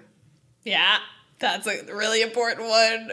But I guess, Katie, you probably have a problem with it being just too stated literal. outright by the characters. It's important. It's such an important concept, and like Xena, understands her like being haunted and all this stuff. But I feel like you have such a beautiful scene like that one with her burying that woman before, and you get it. And not only that, but you had Thalassa in the window watching. Yeah, you so, get it. Kind of understanding in some way what Xena's going through. Maybe it's just a little bit more of a frustration with like some of the stuff that I'm a little bit more forgiving with when it's a little more like you have one or two scenes and, I'm totally fine with that. But I do feel like it just continuously crops up in this episode where I'm like, but I get it already. You don't have to be so explicit. Yeah, I mean, it's one of those things where, as Vera said, the dum-dums in the audience, No. like you feel like the episode is making sure that everybody in the audience who might not have seen every episode of Xena, understands what's going on. That's fair. I mean, Yeah. that's very fair because we are talking about, yes, the This is continuity. 90s network TV. Yes, it's absolutely fair. It's maybe unfair of me to be so harsh. I think these days, it's partially an evolution of taste, that I think we're at a point where you don't spell out subtext. Yeah. Like, that's like literally taught in screenwriting Absolutely. classes. Of course, Like, of course. Do not do this. But at the same time, the fact that you have so much access to, seasons upon seasons of a show. So when there's something in a scene that's unstated, like the show is trusting that you've seen the previous 3 seasons Right. worth of material to be like, oh, I get this. I get what the characters are aren't talking about. And that, of course, does feel very true to life, where, you know, a lot of conversations that you have are, you know, you don't say everything that you're feeling and thinking and everything that everybody has gone through. And Right. yeah, you're not spoon feeding the ideas in quite this way. So it like reads to us as more realistic. But I get why Xena had to do this. Like, it is, like, to a certain extent, you have to just forgive it. Yeah, In you're the same right. way that Xena has to forgive herself. Oh, Yeah, I love that Thalassa goes, you finally have the punishment that you sought, but it's for a murder you didn't even commit. Har, har, har. Isn't that ironic, Xena? Don't you think? It's like, free, yay! Hey, that's the wrong Alanis. Sorry. Go away, Alanis. it's not even irony. So she gets thrown into this pit, and she lands kind of like in the middle of this, I don't even know, there's just grossness all around her. It's a Bless little bit like Lucy. the cave, but Yeah. it's a pit. Yeah, exactly. And there's rats. Bless Lucy Lawless. All the rats come. Rats. She's the I'm glad she didn't say that. She said I wouldn't put That it would past be the fucking end. Xena's line. That would demote it from number 11 on the list. That's such a Xena line. Alright. Yeah, so the rats come in. They They're on her come. head. They're everywhere. There are these They- weird noises, more Foley, weird creaks, I would say, Yeah. as if the rats like scurrying over the bones of their previous Yeah, victims. that's right. There was that. I mean, that's also lest in it's the pit. unclear, these are real rats on Lucy Lawless. Right, and also much like the crabs, rats don't generally. You go action and rats attack. They do not. They just are rats. So you can see the rats being thrown at Lucy Lawless by the crew, as it would happen. There's also really great extra footage of the rats getting thrown There's on just her so. on I mean, YouTube. this is some great stuff. Yeah, there's so much of this is like I can't even believe that she A did lot this. of, she's using a lot of, I think, some RL frustration in the performance. It's the wonderful. ones that like fall onto her hair. Oh, Yeah, they just like there's a rat that It's sits so on her head. bad. It's so bad. Yeah, head rat. Not great. Not great. Yeah. I mean, it's really great. So it's been a week, and Captain Goon tells Commandant Crabswoman That's her name, Commandant Crabs Woman. that a healer has arrived, along with the new shipment of prisoners. And she's like, send him in. But he's like, it's a woman. It's a woman. And she's like, a girl? And this is our first hint that Thalassa is kind of gay. ooh. So enter Gabs. She's wearing that outfit that we've discussed. that she stole from the man. From the man. It's very kind of new agey. There's a lot of Yeah. beads, a lot Yeah. of like green and purple, a little tie-dye. Yeah, she got like little braids, extra braids underneath his hat, a little talisman. It's all good. Thalassa asks her, can you heal the pain, or are you just a fraud like all the others? I love that Gabrielle goes, where does it hurt? Like the way she says, where does it hurt? Is so good. Yeah, you immediately understand that we're not talking about physical pain. We're talking about something deeper. And Thalassa says, the fingers. This is what I was talking about before. I'm really just... It's not funny, not? but it's like so subtextual. Why did you make it so gay, Vera? This scene is so gay. I know. I was thrown. And I mean, this is the two, people in this episode that have been symbolically tied together as being similar. Right. And they just met Xena at different points in Xena's life. Right, which is such a beautiful point, Katie, that you just said it. That a lot of the people that Xena met when she was quote unquote evil Xena, there are lots of characters who, by just being near her, even if Xena didn't do anything in a specific way, she clearly left this girl for the 10 minutes.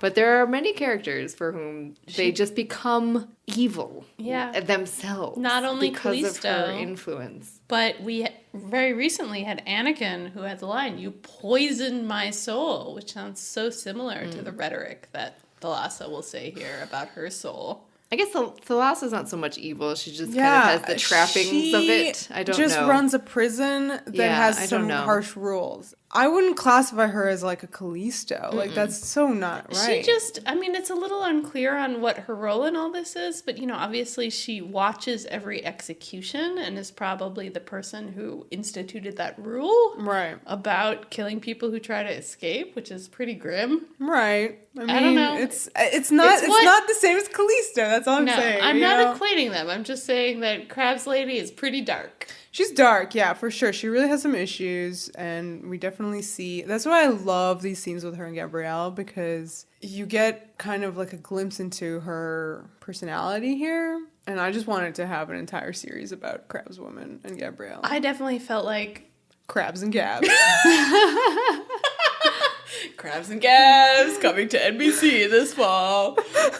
But like you really feel as soon as like Gabs comes into the scene and shows Crabs like a little bit of tenderness, just a little bit of just concern for how do you feel? Like, is your prosthetic hurting you? Just this like bodily sensitivity, and it just unlocks her immediately. Like, clearly nobody in her life has shown any concern. Not even like the past, things. like why the past healers were frauds were because they didn't have this Gabrielle's touch. It's great. I would have just minused the horror music cue at the reveal of her. Her doll hand. No, her like her stomp. arm, the stomp. That's right. She's like, that was. Gabrielle says, this wasn't removed by a healer's knife. And she says it was many hungry little knives. Another line to go along with that one from earlier. That many from earlier at this point. I mean, all right. I love actually the cut from the many hungry little knives goes immediately to Xena being attacked by all these tiny rats. Right. CGI rats. Xena and the Ratscapades. There's this very wide shot kind of from the top of the pit, and you're looking down, and it's clearly some animated rats, which sucks because the rest of the scene, it's live action rats. So it's one of those things where like, no, you had real rats. Just like don't even throw in any CGI. Maybe it was too dangerous to throw them from such a height. Yeah, you can't throw a rat. It's one of those things where they just didn't need that wide shot. No, they did not. No, Rick. No. Hey, Rick's not perfect. No one is perfect. No. TJ was perfect, Vera. Xena yells at the rats. She's like, that's enough. I mean, that's Lucy to me. I mean, she's over it. She bites them.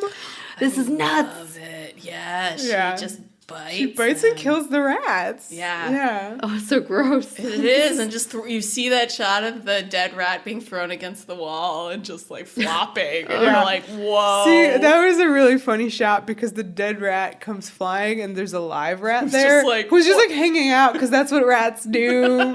Just hanging out. He's not trying to attack minding his own beeswax. Okay.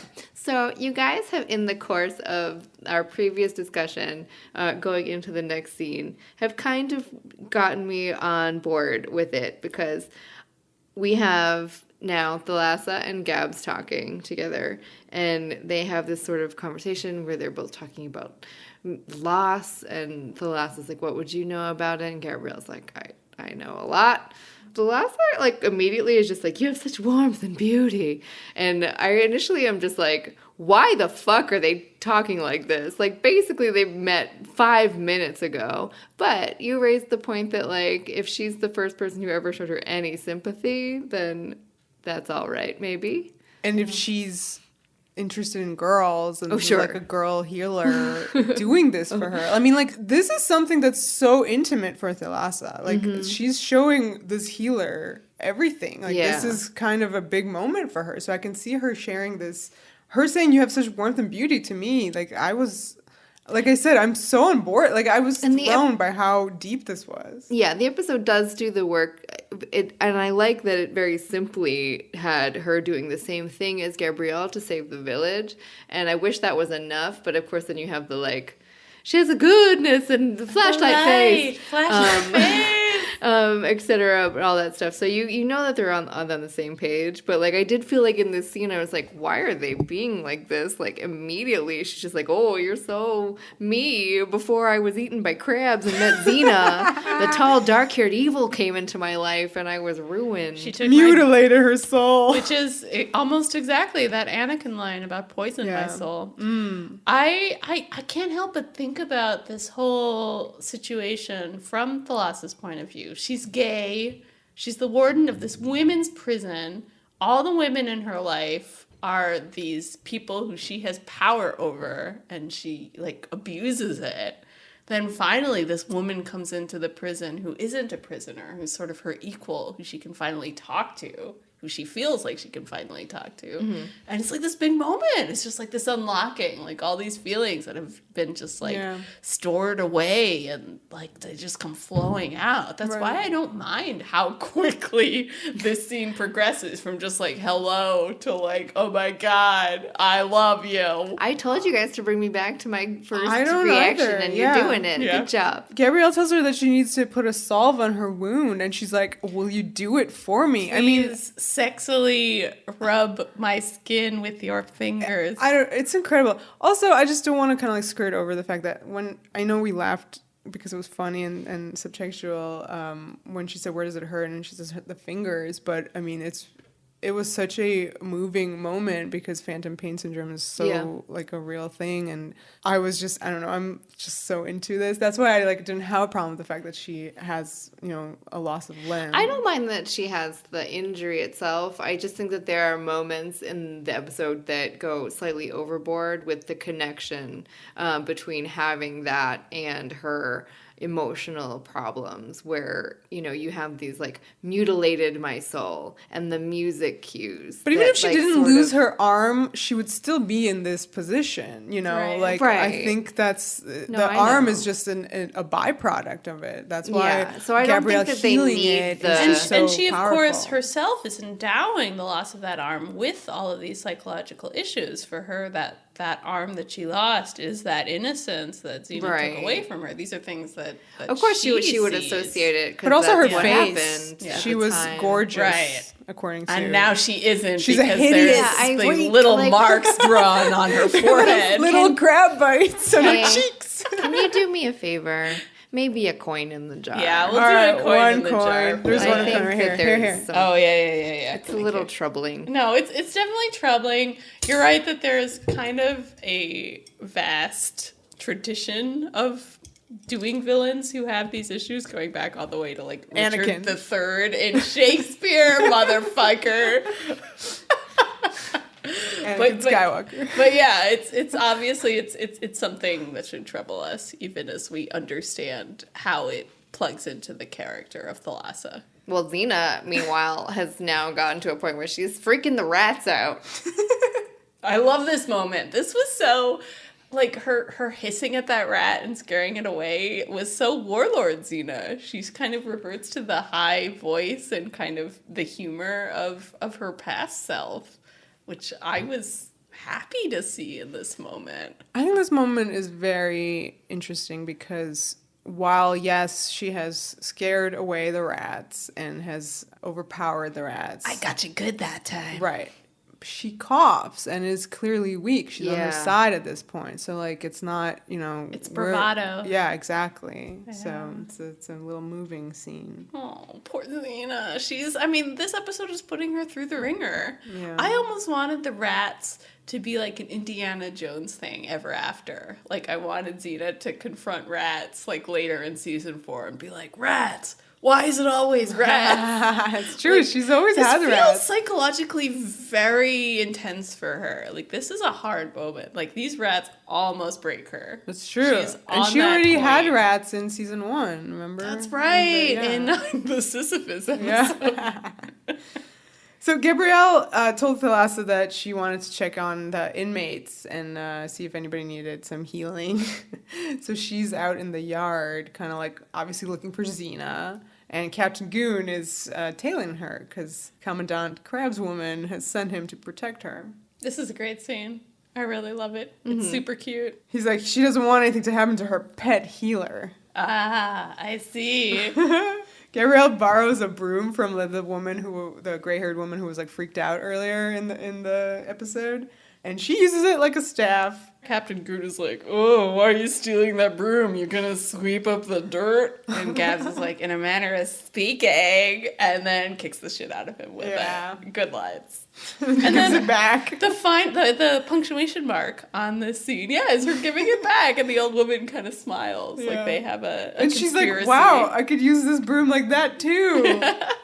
So Gabrielle finds the pit, or what she assumes is the pit, and she's like, Xena, and there's a really great moment where both, like, she's calling out to Xena, and Xena can hear her, but she's calling it to Gabrielle, and Gabrielle cannot hear her. Yeah. Right. Oh, you're right. That's sad. You gotta think that Xena maybe thought she was imagining it at first. I think like so. in Syntrade? Yeah. Yes, there is something of just like, you feel like Xena is so at the breaking point that she would hallucinate Gabrielle. Like, well, she doesn't know Gabrielle's coming for her to this prison.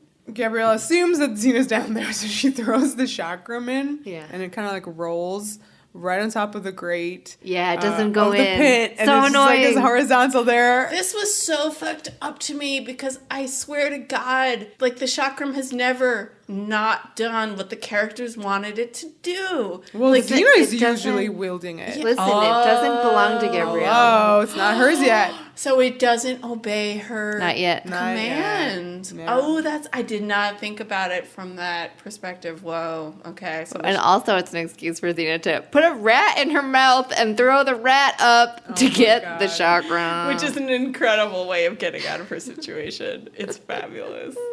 No one really believes this is humanly possible, but it's amazing. Xena could do it. Xena could do it. All right, let's give Lucy a lot of props because literally she was putting dead rats in her mouth. An actual They were rat. literal dead rats. I am so upset by this. This gotta be a rule that is not. This is the quote where she's like, somebody please give me another tetanus shot. Yeah. Oh, shit. I think that this was a breaking of some kind of rule that should not be allowed. She's amazing. Yeah, I mean, honestly, if you can go on YouTube and find the scenes of them filming this, it's just amazing. She's Everyone is just like fearless. laughing. Yeah, I mean, everyone's laughing. She ain't laughing. She was laughing. Maybe She after a was. while. She Gabrielle's caught, and we get my favorite friend of Xena quote. Oh, can I quote it? Yeah. So your friend is Xener, and you must be Gabrielle. What a fool I was. I thought you liked me, but you were only using me to free her. This is a good moment to call out something that I believe you realized, Vera. They're very gay. That they're very gay, but also this is a first for the show. That's right. Our fairy Thalassa is our very first girlfriend of the week. Hello! Yes. Big news. We do Girlfriends of the Week now. Yes. This is a good reading, and we're getting another one very soon. Yeah. Very, very soon. Season 4 throws them at Gabrielle left and right. I mean, this is the show. This is really a big topic, but Yeah. yes, absolutely. We're done with Boyfriends of the Week. We've kind of noticed that the last few who've turned up have not been romantic at all. Not one Right. bit. So you gotta step it up. Now we get a Girlfriend of the Week. Yes. And it's much more meaningful. Yeah, totally. So basically, now Gabrielle's gonna get hanged. Yeah, this is intense because she's not even a prisoner at this jail. No. So they're just doing this because she was helping someone escape, which is pretty intense. Well, this is really happening because Captain Goon is like a sadist and he wants this. He needs this. And this is so clearly, it's almost part of like the show, you know? They trump in a new audience, which is the newest crop of prisoners. Yeah. And they need someone to execute in front of that new crop. He seems to do this every week. every Yeah, time he the book literally comes in. kills someone every week. So Right. this So- week, it's Gabrielle. Do we assume that some of these people never tried to escape? You can't help but question. Yeah. I wonder about that, and that's part of why I say that Crabs Lady is a bad lady, because I feel like she was part of this. Interesting. So the new shipment arrives, we get the same spiel as before, and this time Gabrielle is the example of the person who's going to be punished for trying to help a prisoner escape, basically. But Thalassa can't do it. She can't, can't give the order for Gabrielle to be executed because she loves her. Mm-hmm.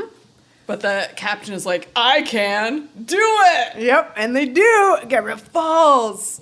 But then shock room. Last minute. Yeah, the new Saved. is broken. The rope is broken, and It not only Gabrielle- cuts the rope, it like totally destroys demolishes the the entire gallows, gallows, so no yeah. one else can be hanged from there, which is real nice. We didn't really talk about it, but when Xena hurled the rat up to get the chakram and it like broke her bindings, I really love the moment where as soon as she's free, like there's some like realistic pain where yeah. you know her arms have been in this position Yeah. for so long. I will continue to be impressed with this by the end of the episode. She's really just fucked up. Yeah, she can't really like move well. Yeah.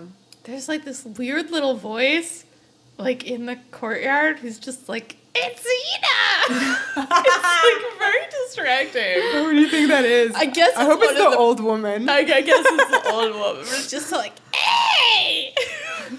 And all hell breaks loose once Xena's out in the yard, of course. Ursina Yeah. immediately like leads. She gets a her shiv out. prisoners. Yeah, of course Ursina has a shiv. She shivs Captain Goon. Oh, real shit. bad. Yeah, and she's like, take the Commandant, and if we do that, the prison is ours. So, like, now she's after Crab's woman. So this is interesting because it immediately kind of redraws like your allegiances as an audience. It's saying like, okay, Ursina bad. The prisoners who are kind of like on her team are bad. Now Xena and Gabrielle are trying to defend Commandant. Well, it's weird. Back it up. Yeah, it's a Back it's it a up. little extra because it's like technically speaking, every prisoner is good, right? Because the guards and stuff, they're bad. So, in a way, it's like extra because like I feel for Ursina just because she's a prisoner. Yeah, you know? she's been in there 2 years. Yeah, I mean I don't know what she did that Xena put her in there. That's I the don't thing. know. But Excuse like, me. Back it up. yes, Gabrielle is saved at the last minute, and all this hell breaks loose. yes, Yeah. Xena could give zero shits about the hell breaking loose and only cares about Gabrielle, who is still tied up and lying on the ground and can't get up. So she, like, busts her way, like, get out of my way, like, She through does. everyone, just to get to Gabrielle and make sure Gabrielle's okay. And untie that- her. Untie her, and that she's not trampled by everyone, and it's the best. 'Cause And it's she only has Gabrielle. eyes for her right then. Yeah, and it's Gabrielle who wants to save Crab's woman, not Mm-hmm. Xena. That's true. Xena doesn't give a shit. Crab's woman tried to feed her to some rats. And then mocked her about the irony, which Xena didn't understand because irony is confusing. Right, Atlantis doesn't even get it. So Gabrielle takes Crab's woman up to her office. She's like, "We'll be safe there." And we know from horror movies, you're not supposed to run up the stairs. Ooh, good point. Unless you know how to bust out a window and soar downwards really quickly, which thankfully Xena Thankfully, does. she does. Yeah. So they're like in the office, and Ursina is like busting down the door, and then Xena comes in, and like they fight. She fights everyone. They bust through the window, as you said, to the yard. And I love that Xena keeps yelling, "That's enough," which is the same thing she said to the rats. I did not register So that. she's like, I don't know what that means. Equating the Ursina rats. and her women are the rats. Yeah. That's Ooh, that that's a seems lot. weird. That's Yeah. a lot. Yeah, Okay, that's whoa. happening, Whoa, though. Xena. Whoa. Mm-hmm. I mean, I think Xena's in a really intense place mentally. Like, I she's mean, yeah, this is a roller definitely coaster. hurting. This isn't like typical Xena fighting where she's like enjoying it. I feel like this is No. like survival mode where Right. she's just like, gotta fight until they're gone. Gotta fight. Yeah. And Gabrielle literally like protects crabs with a staff, which I thought was really interesting. Yeah, and it's true. And they're in this room full of swords. There's swords all over the place in Well, that's not her weapon. Crab's office. And yeah, Gabs goes right for the staff. So Xena obviously wins this fight. I don't know. It's over. And I love that like the next time we see her, she's like in a little blankie This is with a little goblet.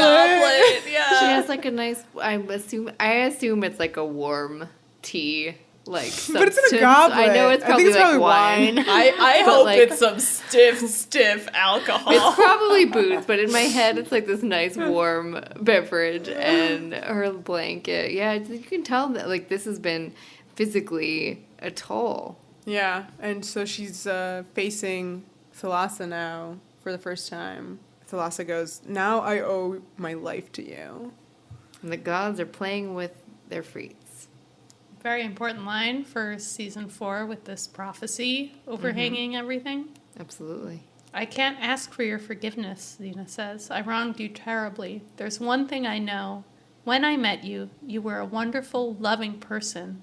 And if you continue to let that love be buried under bitterness and anger, then evil wins. Wow.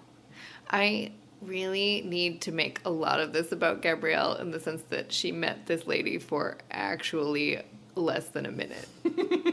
You know what I mean? There's got to be some projection issues going on. I mean, I think there is. I think for Xena, anytime she talks about Thalassa and the horrible waste of life and how bad she feels for being responsible for a person who was so good, that she's talking about Gabs. Yes. Like that I think is a fair way of reading all of these lines. But you don't think she's talking about, like, trying to help Thalassa now? I mean, she is. She 100% is, but she doesn't know Thalassa. So I think... No, but she knows Gabs. Yeah, Right, exactly. that's what I She's mean. using her knowledge of Gabs and applying it to Thalassa. Right.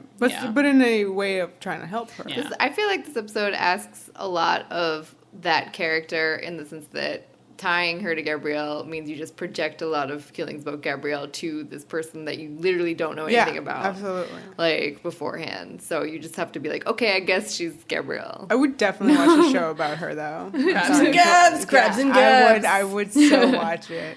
I want to talk to you guys. Okay. About the way the scene is blocked and lit specifically. I think there's some very interesting lighting happening here. Xena's sitting, in the middle between Gabrielle behind her and Thalassa in front of her. And Gabrielle is fully in this, like, golden light from above, right? Yeah, and it's just, blonde hair plus light means it's just, like, blindingly bright. Yeah, Xena's fully in darkness, and Thalassa is also in darkness. By the end of all the dialogue that Xena, that you just read, that she says all these things to help Thalassa out in her new life, Thalassa steps into the light, which is very thematic. Yeah. Yeah, and it's a mixed light. So you have, like, kind of the eye light situation. Her eyes are very bright. The lower half of her face is still in darkness. It's very dramatic. And you have this sense of kind of, like, light and dark. Yeah, because that's how she can be now, because, like, she can't fully be in the light ever. She can't be a Gabs again. Right. She isn't a Xena anymore. So she's this mixed. Yeah, she has to live with the crabs. This is great, you guys. See? Well it's done. number 11. But this is what I mean. Like, you don't need the she dialogue. was light and then gone. She was darkness. Like, when you have an episode that can prove to you that it is doing this beautiful visual storytelling, my frustration ticks up when it, like, also does the unnecessary lines of over-explaining. Here are those lines. Here we go. Thalassa says, your friend here, meaning Gabs, helped me get back in touch with something these last few days. My soul. My ability to do good had been crippled. Again. Yep. Here, again with... Yep. Yes. We don't have another coin to throw in the jar, but you get me. This is a jar situation. The evil Xena, she did that to me. She looks at Xena and says, don't let her do it to you. And then, quite pointedly, says, thank you, Gabrielle. Yeah. And exits the scene. Wow. Twirls very intensely with her Sith Lord cape and exits the scene. So a couple things here. Obviously, her warning to Xena that, like, she shouldn't go through her life being burdened by her remembrance of who she used to be, that's a bad thing, that is just gonna fuck things up for who Xena is now. I love, though, that she doesn't thank Xena. She thanks Gabs. It's Gabs who actually helped Thalassa to understand these things about herself. Yeah, and that's why we shouldn't make fun of how briefly they knew each other and whatnot, because Gabs' touch is magical. It's true. Especially you're right. With these damaged ladies. Yeah. Oh, God, that's why I wanted another series. That's the kryptonite for Gabs, and it's the Gabs is the kryptonite for these ladies. Oh, man, all right. Where's the crabs and Gabs fic? Crabs and Gabs, crabs and Gabs. Okay, let's get to this good stuff with Xena and Gabrielle. So she says, how about it? Forgive yourself. Xena says, Gabrielle, that's not for me. Oh. Even after all this, yeah. you know, you feel like she's gone through this episode where she's tried to do the whole punish me. Okay, redemption is not enough, just punish me. She wasn't able to really commit to that. Like, redemption was just too strong of a temptation. She needs to do good. She can't just sit back and let people beat up on her. She's always going to be defending the innocent. That's who she is now. But it's like, even then, it's not enough. It's not enough. And it's not enough. I think that it's very difficult to separate yourself as a person in the audience who loves this character and who loves just everything that Xena kind of stands for to really understand this. But I feel like this episode does a good job, mostly. And the whole show does a good job, mostly, of understanding why Xena herself says something like this. And she has done so much bad. If you like took her into like contemporary times and were like, these are all the things this person has done, you would be like, this person goes to jail forever. Yeah. You know what I mean? Regardless of the idea of like, I think that we're getting into like territory about the show and the ideas of like rehabilitation and things like that. Like just kind of this spiritual thing about like forgiveness and forgiving herself. And you do understand why she would think this about herself. Yeah, I at least I hope everybody And it calls would. into question, you know, if redemption, like, what is this path of redemption? Where does it end? If it doesn't end with you forgiving yourself, like, where does it end? Yeah. Like, who forgives you to put an end to that quest? Like, Right. what is the natural end point? And I think that is a question that Xena, the show, is going to continue to ask absolutely. until the end. Absolutely. Oh my goodness. This is where she says that thing about I won't let the monster that I used to be, the one that's sitting so close to my heart, or sleeping, excuse me, destroy all the good that I can do now. And Gabrielle says, not as long as I'm around, which is very... Sondheim. Sondheim? It just makes me think of Sweeney Todd. As I'm around. It's very pointed for this Nothing's season. Yes. to harm you, fear not. Yeah, so, I mean, it is very pointed for this season. Absolutely. This is huge for this season. But it's also a lot for Gabrielle to say. You know what I mean? Like, how much is it on her to just be this person's tether to... But it is implying goodness? that Gabrielle is now aware that, like, she's like, I'm the one who, like, keeps Xena grounded. Like, that's, you know, maybe for her, like, that's a big thing that's getting to her, right? Like, her head could be getting bigger and bigger every moment. Oh, being no. like, I'm Xena's anchor here. Anyway, so, okay. But she gives her the chakram back. She Yes. gives her the chakram back because it's not hers. It's not hers. It's not hers. It's not the time for Yeah. Xena to give up. That's right. Xena has to take it back. And they cuddle and leave the scene. Yeah, she kind of like bundles her off, still in her blankie. Very It's kind of sweet. like, we're going to give you some more medical attention, don't worry. I like the humanizing element of that Xena is just really wiped. Yeah, she couldn't really run before. Yeah. Like it's there's a lot of really realistic kind of acting here. This was a good episode. Holy crap, Did we change your mind, Katie? I think so. I think you got me back. My initial reaction was that I loved it. The more I watched it, the more I kind of got hung up on some of the overtness of it. But I do think it's very important.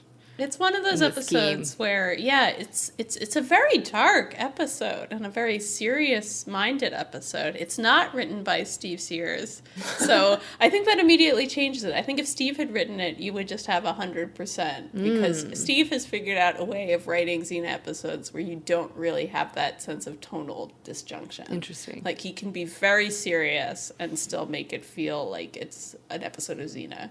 Whereas this episode, I feel like, tries to kind of reassure you by being like, LOL crabs, LOL rats, LOL sharks, you know, and you're like, okay, like, this is fun. Like, I'm still having fun, even though this is a meditation on justice. Well, we do always really enjoy the episodes that kind of go all over the place, like something like The Greater Good, which is just completely wacky, and then you're like, holy shit, what's happening? This doesn't go, I feel like it doesn't go that far in the comedy No. scheme, They're just obviously. But there are these moments where you're not sure whether they're meant to be funny. I think that's part of Yeah. the issue is you're like, is this funny or is this not Yeah. funny? Yeah. I can't believe we went through this entire episode without making any Orange is the New Black or Wentworth didn't. jokes. That's true. Women's prison. Effie's on Wentworth. Yeah, Danielle. that's Clark. right. We didn't do any of that. Well, we mentioned it now. Yes, you did it. Check that mark. Well, I loved this episode, despite its, overt, ridiculous lines and the fact there were crabs involved. There was just so much amazing acting and so much great, it's beautiful in that respect. like story stuff. And I love Crabs Woman's plight. I do. Her scenes with Gabs are like one of my favorites in the episode, I think. She could have come back. I would have She liked to could've, see yeah. this character again. Yeah. Yeah. Or an Check entire in. series. Crabs and Gabs! If anybody writes fanfic, let me know. Other than that, I think we're done, right? I hope so, yes. Yeah, this is a long one. Whoops. Follow us on the stuff. Yeah, as aforementioned earlier, check us out on Patreon. We're doing the Lucy Lawless IMDb experience over there, and it's super fun. We're going to be going through her entire career, and I'm just so excited about it. That's Xena Warrior Podcast. No, Patreon.com/Xena Warrior Podcast. And then go straight to our official site, XenaWarriorPodcast.com, for everything else. You can listen to episodes. We're on Apple Podcasts. And please take a sec to rate, leave a review. We are on any other podcast catching situation, Google Play, Stitcher, all that stuff. And then we're doing more commentary on Twitter at Xena Warrior Pod. Go follow over there because it's super rad. And on Facebook and Tumblr at Xena Warrior Podcast. The power. The passion. The podcast!